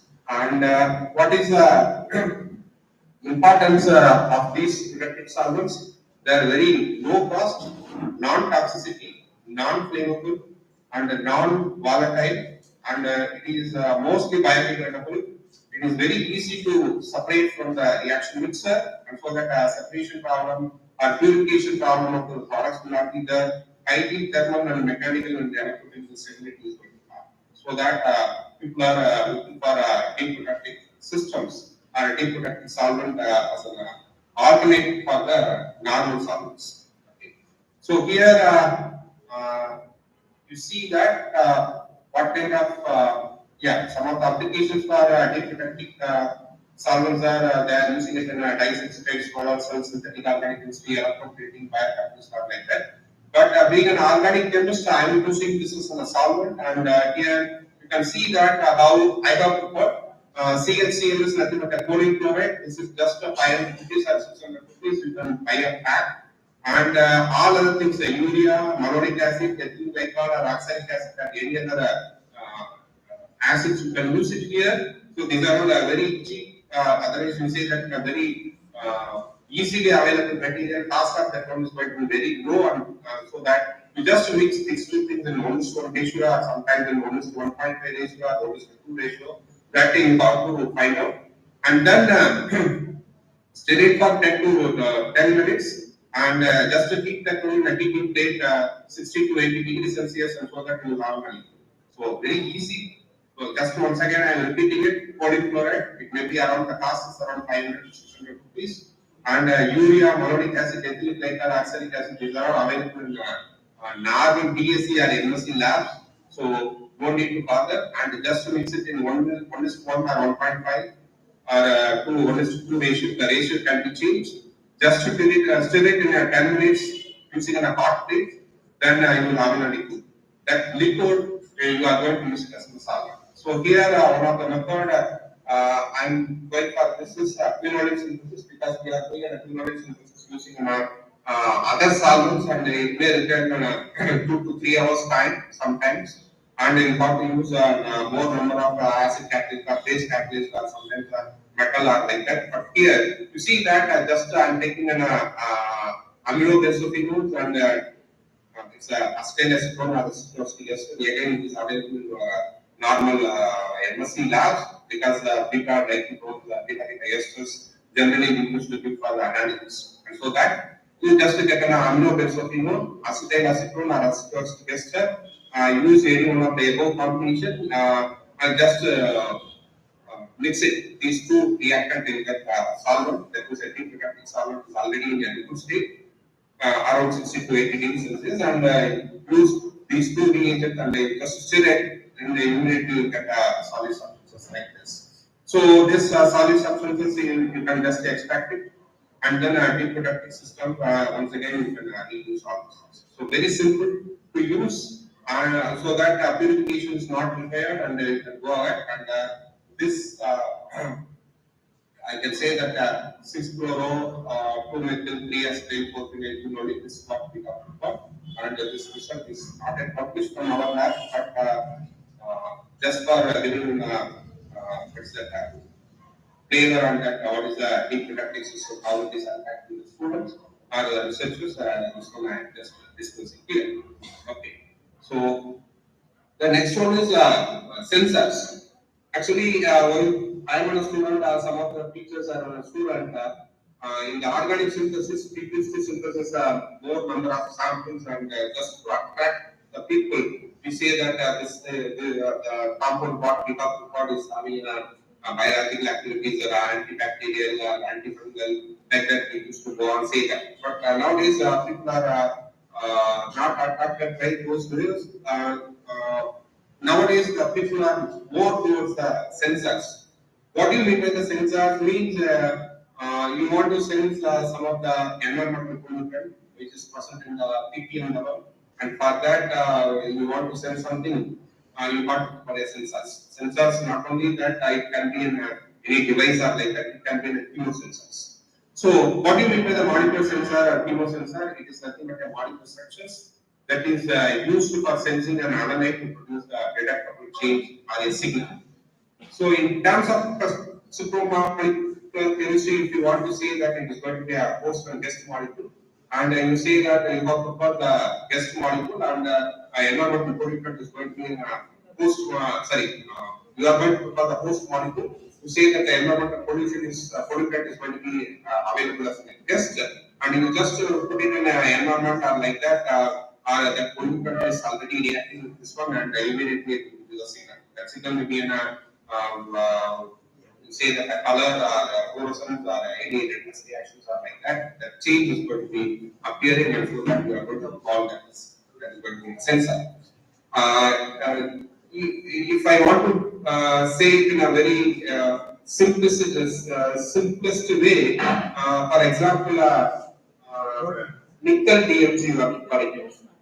Nickel DMG, you say that what's the color of the one, how you are identifying the nickel in qualitative analysis, you are using a DMG, and so that you are going to get some pink color percentage or like that. Once you are getting the pink color, you say that nickel is present. So the same thing, there is a methodology here. If you want to identify nickel or anything else, you use the DMG in a very low concentration, even a very low concentration of nickel, if it is present, then you get color change. And so that you say that it is going to be a colorimetric sensor. So like that, we talked about our colorimetric sensor, and I am presenting here.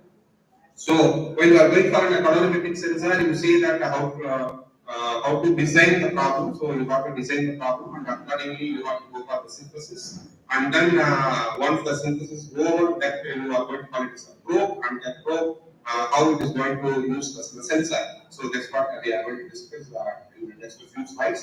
And sometimes if the color change is available for the naked eye, and then you can say that the naked eye sensor. Sometimes it can be followed in the fluorescence, so that the UV or fluorescence sensors like that you can go out with that.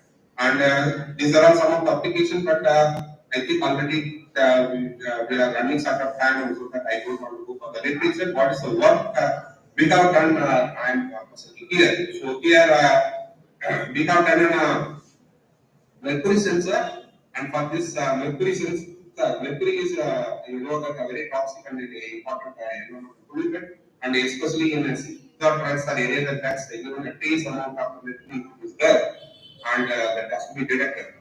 So actually, just for your information, this sensor we made, and now we are extending this application to the Siddharth drugs, and because in the Siddharth drugs we are using a more number of mercury in the form of mercury amalgam, and if mercury is available as a mercury amalgam or something else, it is not a problem. That means in the Siddharth drugs. But if the mercury is available as a mercury, it is a more toxic, that has to be identified.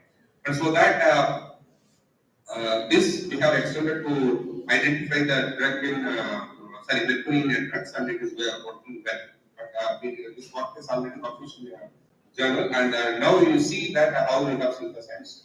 It is we have synthesized 5-4 dihydro 3-pyrazole phenol. It is nothing but very easy synthesis. Just the previous synthesis I told you that we have to ester. So acetoacetic ester, which is available in our lab, and just you condense it in a phenyl hydrazine. So phenyl hydrazine also available in our lab. You just condense, just to mix it, and so that in a stick condition you have this pyrazole. So once you are getting this pyrazole, it is going to be reacted with any alkylates. That is, you say that any aromatic alkylates. We have chosen N dimethyl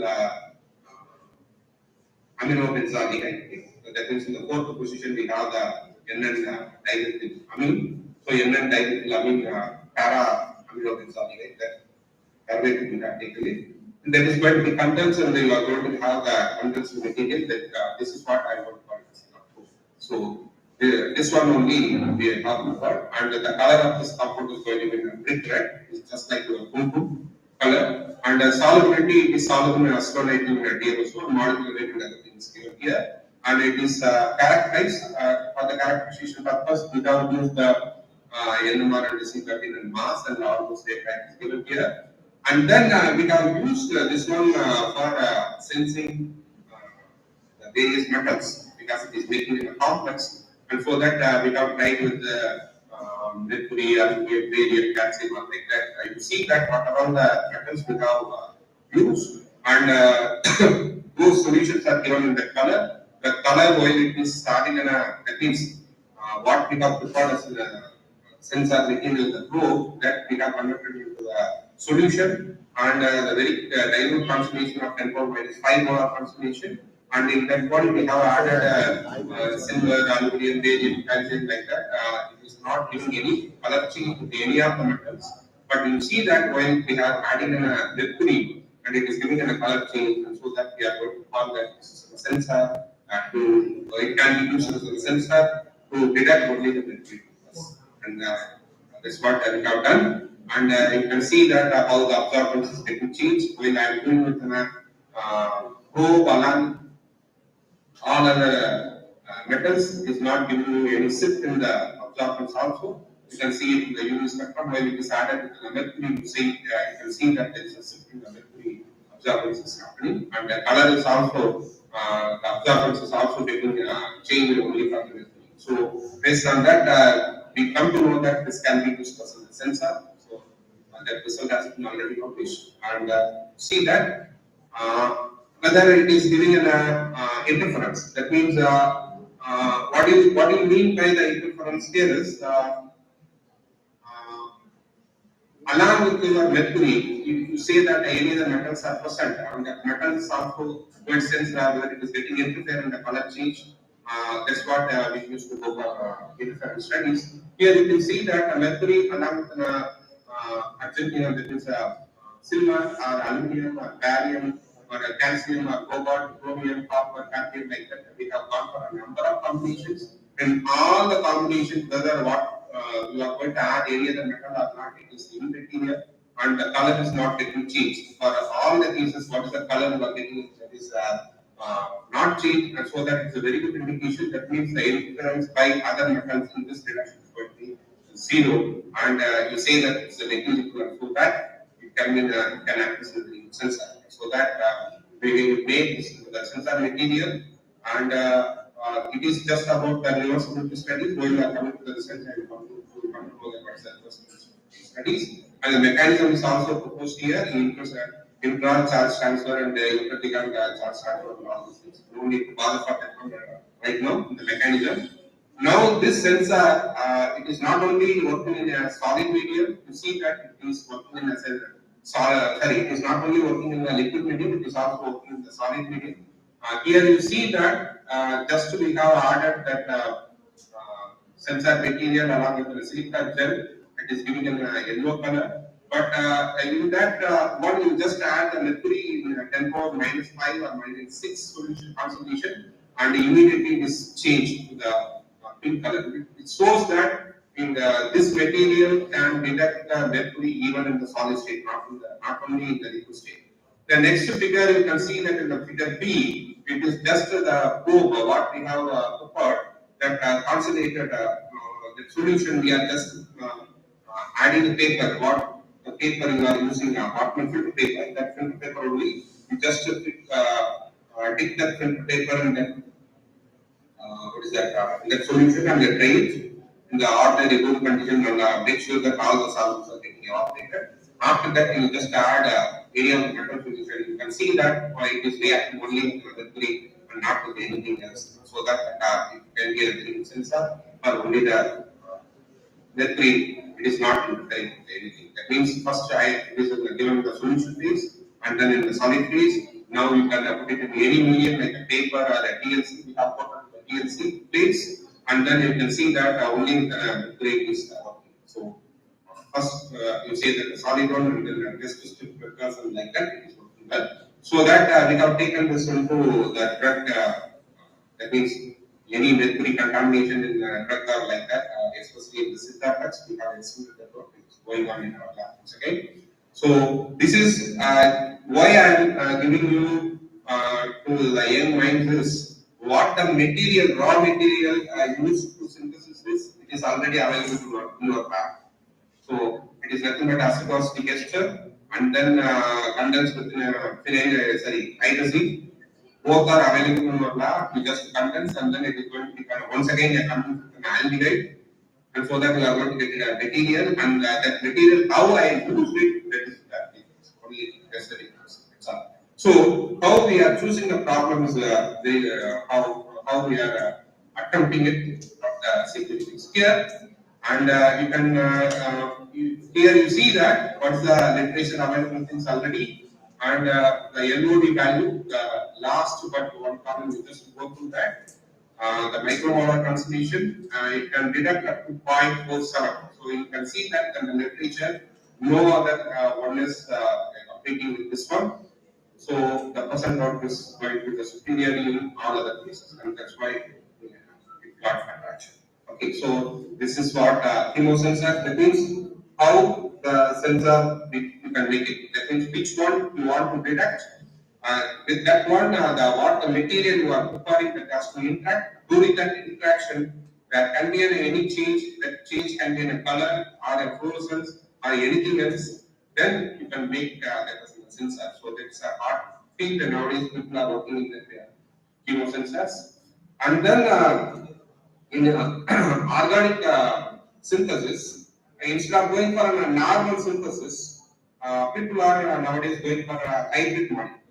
What do you mean that a hybrid molecule means? So you say that one molecule is having already some activities, another molecule is having another activity, and if you are clubbing those two, it will have a combined effect. Otherwise, sometimes what the effect of both the things can be the new one is going to be better than the combination of those two. So that's what you are going to call it as a hybrid molecules. So here, one of the hybrid molecule I am just going to give it to you. For example, we have the benzyl piperazine. That is nothing but it is given a pink color. That is a piperazine moiety, and that is having an anti-histaminic activities, dopamine, antimicrobial, antiviral, anti-cancer like that. And then I'm going for sulfonamide. Sulfonamide, if you are adding with that molecule, it is giving you the anti-TT activities. And so that I want to introduce this, what is that, sulfonamide moiety with piperazine, and so that what the molecule we are going to get it, that is going to have a very good activity. So that we are combining those two, and so that it is just like a hybridization. From that only we got the word it's a hybrid molecule. What's a hybridization? SR and the PR, you are just mixing it and you are going to have the sp2 hybridization. So like that here also you are going to have one molecule and another molecule, and both are going to be added, so that you are going to have this, going to build the hybrid molecule. So it's a new curve, and it is getting a very good attraction nowadays, and so that because what the molecule you are bringing, that is going to have a very good higher activity. So here we add the piperazine along with the sulfonamide, and in between we have linker. Linker is nothing but we have used amino acids. So if you are using an amino acid as a linker, it is soluble in the water, and so that's what the molecule you are bringing it is going to have a very good what is it? What the solubility you are expecting it, that can be. Okay, so that's what. So here is the synthesis methodology I have given it. Just once again, just take it here.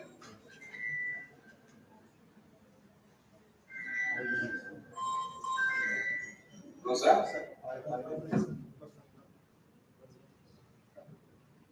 Okay. Just with this one and conducting polymers and process. Okay.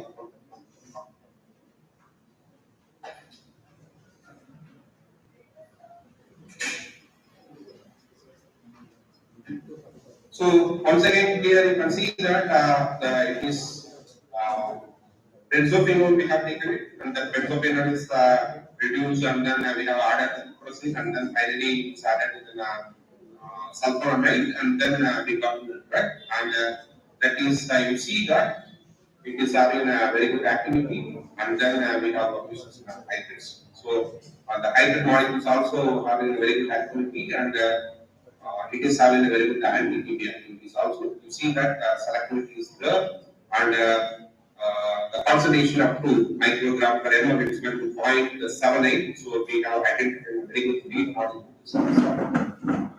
Okay, so it is one of the examples for hybrid molecules. And then conducting polymers. This conducting polymers is that is having a very good attraction nowadays, because in a space settles or other areas, you say that you are using a metal. For example, conductivity we need, so that if you are going for a conductivity or the conducting material, if you are using a metal, the weight is going to be more. So that instead of going for metals, if you are using some other material which is having lower in weight, then that is going to be very useful. And so that nowadays people are conducting polymers. Polymers, you know that the density of the is very less, and then it is having a very good conductivity. I can show you that the conductivity of these conducting polymers are going to be very close to the very good conductors. So that conducting polymers that have very good attraction nowadays. Some of the important examples of polyacetylene. Polyacetylene, you know that it is having a potential having acetylene, it's a heat to see. When you are taking it to the polyacetylene, it is going to have the double bond. Say that each one of them is going to be added in the next, and so that we are going to have polymer, and so that ultimately you have double bond. And in that double bond, conjugated double bonds, you are going to add a third group. Otherwise, you say that the third group material or the fifth group material. Otherwise, you just induce a positive charge or a negative charge in the network, so that the positive charge and negative charge once created, and that is going to flow from one end to another end, and so that it will conduct. Correct. So that it got the Nobel Prize, and here you can see that the people are working in poly, paraphenylene, polyphenylene, polyphenol like that. People are working in other things, and just to use your idea of this one. And here you can see that how just doping is going to use that.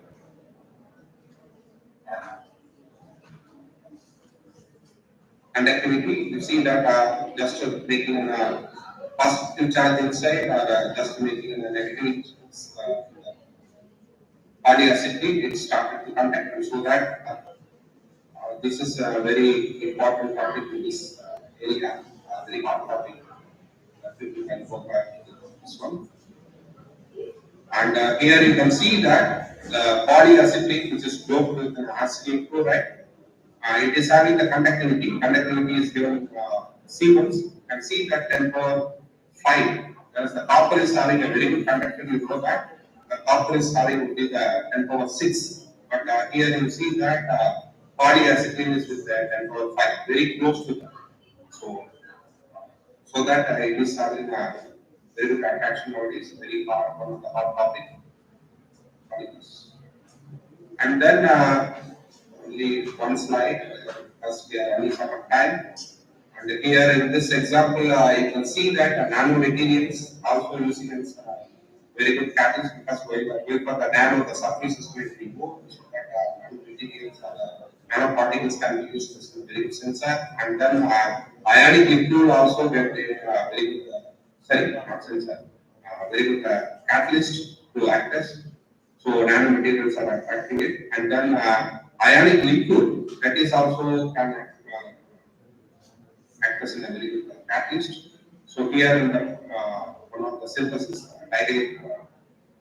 dihydropyridates we have used, and there you can see that we have used one of the ionic liquid as a catalyst, and there you can see that 92% you are getting as a yield, and then we are using the nano oxides also. You can see that the yield of the material is very high compared to the bulk materials as well as the basis metals.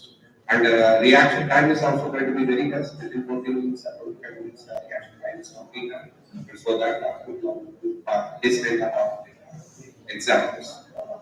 Okay, so I hope since any sort of time we can stop it here.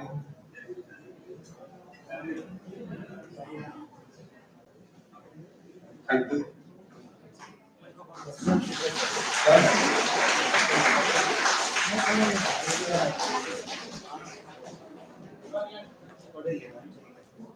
Hello.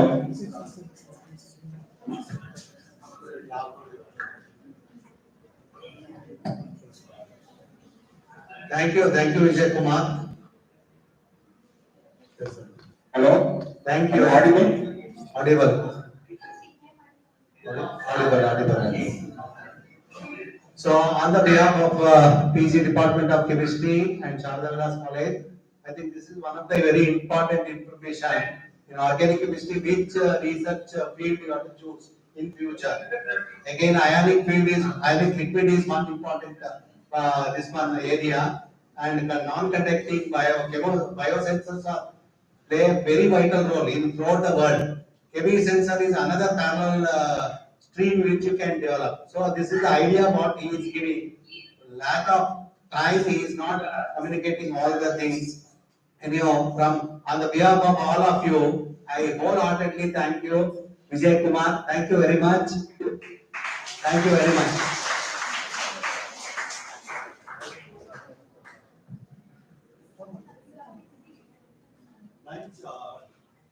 So now we will disperse for the lunch.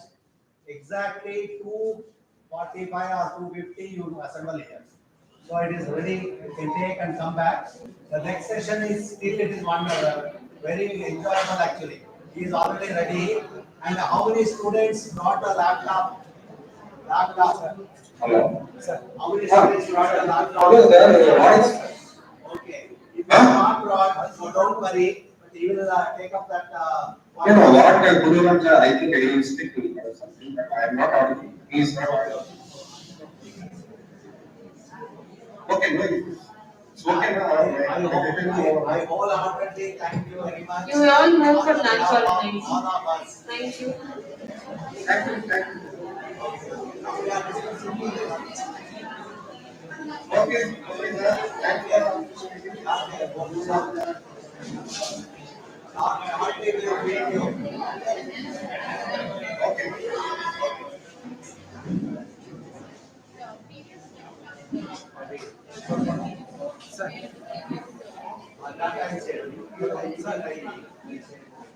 Yes, sir, I'm doing the contact for us, sir.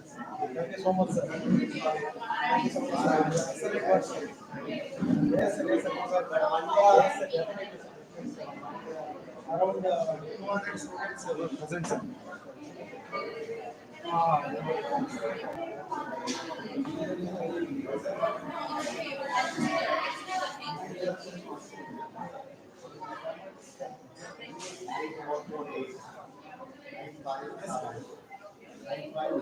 Yes, sir.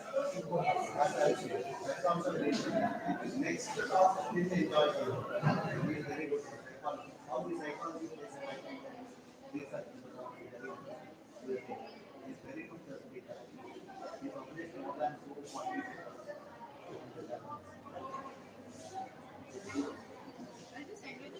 Okay, no, I hasn't been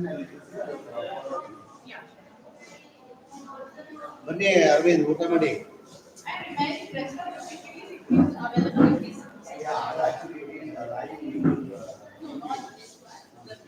previous one now. Yeah, Janardhan.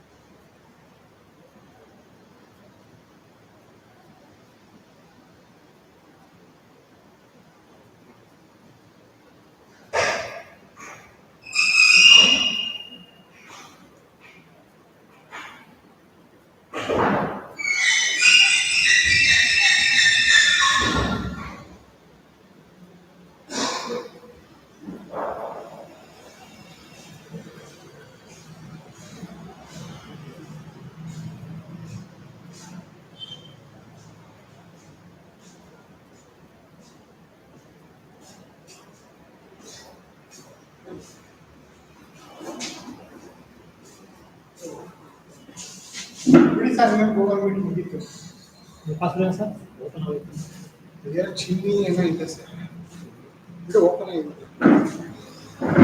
Oh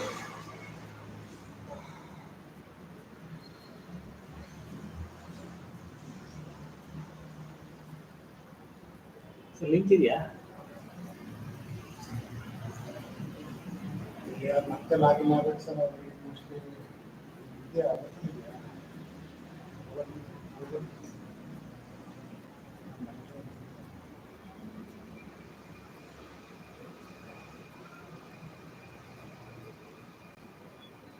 YouTube sir ಹೇಗೆ YouTube close ಆಗಿಲ್ಲ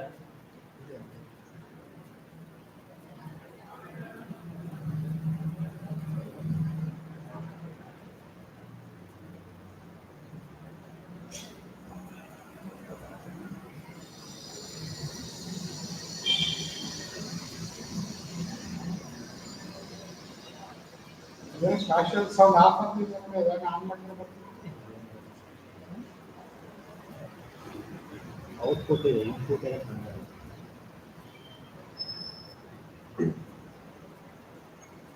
ನೋಡಿ Jack ಕೊಟ್ಟೋಗೈತೆ ಇದು ಕೊಡಬೇಕಾಗಿತ್ತು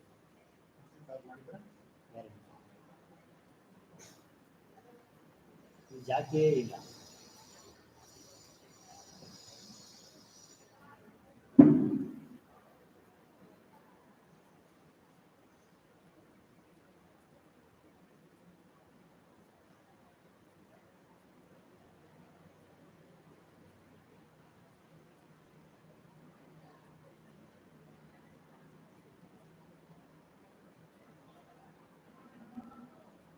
live ಆಗಿದೆ ಇದೆಯಾ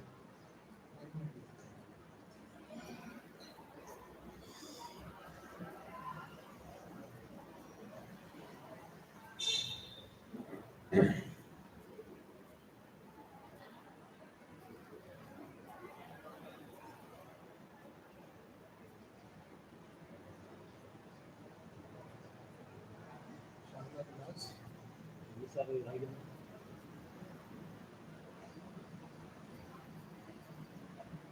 ಏನು ಮಾಡಿದ್ರು symbols Google express symbol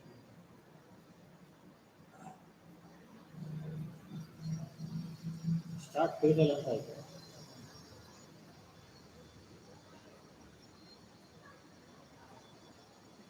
ಶಾಲೆಯಲ್ಲಿ ಸಬ್ಸ್ಕ್ರೈಬ್ ಆಗಿಲ್ಲ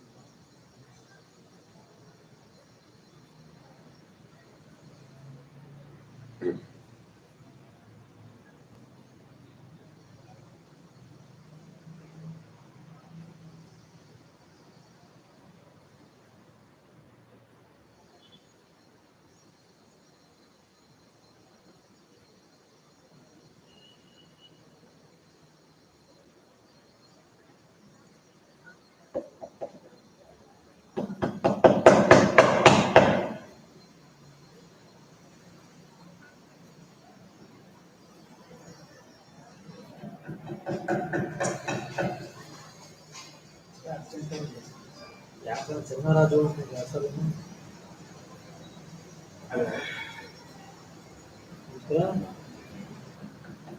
ಹೇಳಿ ಬಿ ಎಡ್ ಕಾಲೇಜು ಎಲ್ಲಿದ್ದೀರಾ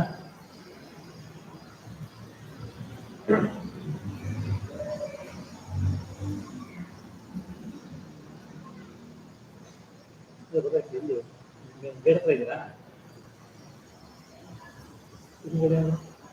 ಹಾಂ ಅಲ್ಲೇ ಅಲ್ಲೇ ಅಲ್ಲೇ ಅಲ್ಲೇ ಅದೇ ಅಲ್ಲೇ ಅಲ್ಲೇ ಅಲ್ಲೇ ಹೌದೌದು ಹೌದು ಗೊತ್ತು ಗೊತ್ತು ಇದು ಅಲ್ಲಿ ಗೊತ್ತಿಲ್ಲ ಸರ್ ನಾವು ಏನಾಗಿದೆ ಅಂತ ನೋಡಬೇಕು ಹೌದು ಹೌದು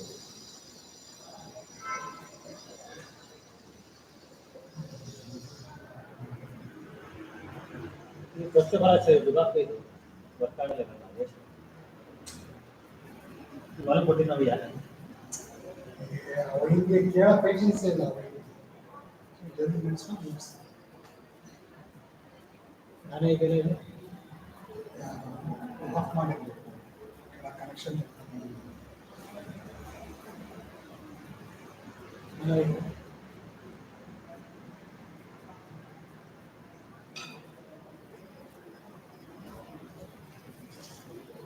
ಎಷ್ಟು ಮಿಸ್ ಆಗಿತ್ತು ಈಗ?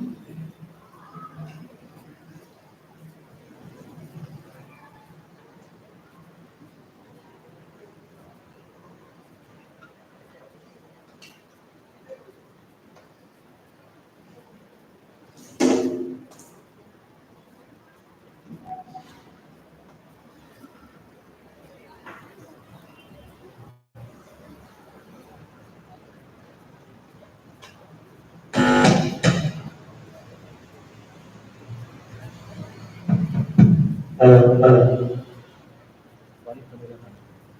Hello, mic testing. Hello. Hello, hello, hello.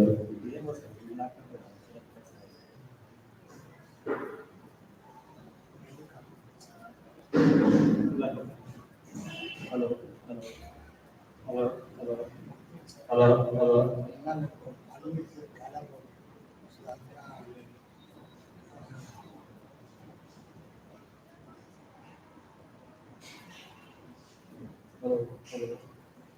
Hello, hello, hello, hello, Hello, hello.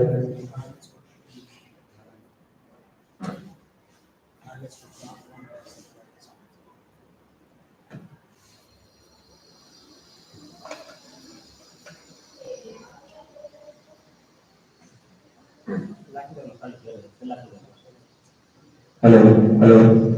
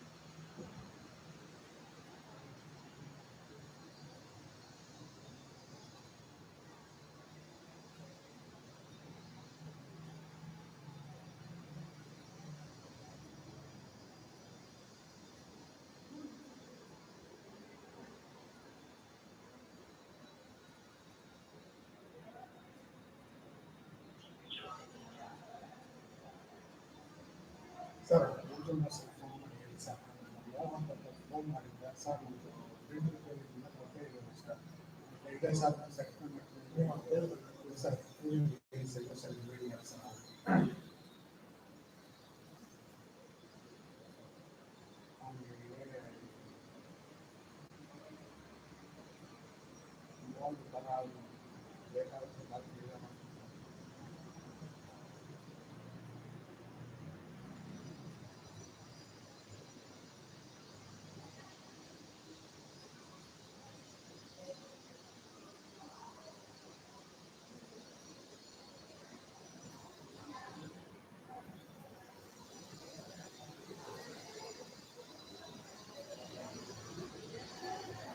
Hello bill ಬರ್ಕೊಟ್ರಾ ಈಶ್ವರ್ಗೆ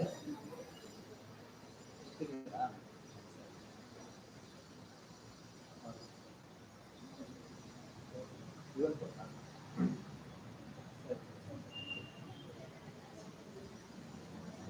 ಈಶ್ವರ್ಗೆ ಬರ್ಕೊಟ್ಟಿದ್ದಾರೆ ನಾವು ಆಗುತ್ತೆ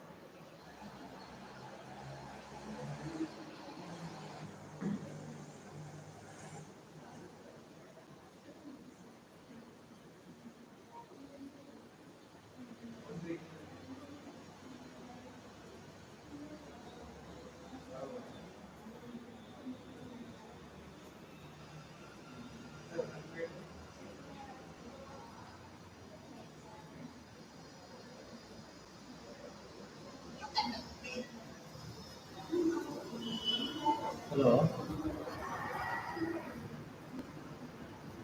ಬೇರೆ ಎಲ್ಲ ಬರ್ತಾ ಇದೆಯಲ್ಲ ಕಂಪ್ಲೇಂಟ್ ಇಲ್ಲ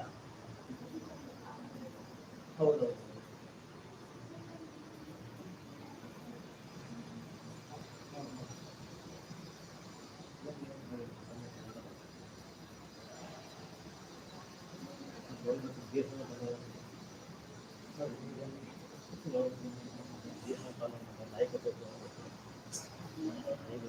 ಬರದೇ ನಮ್ಗೆ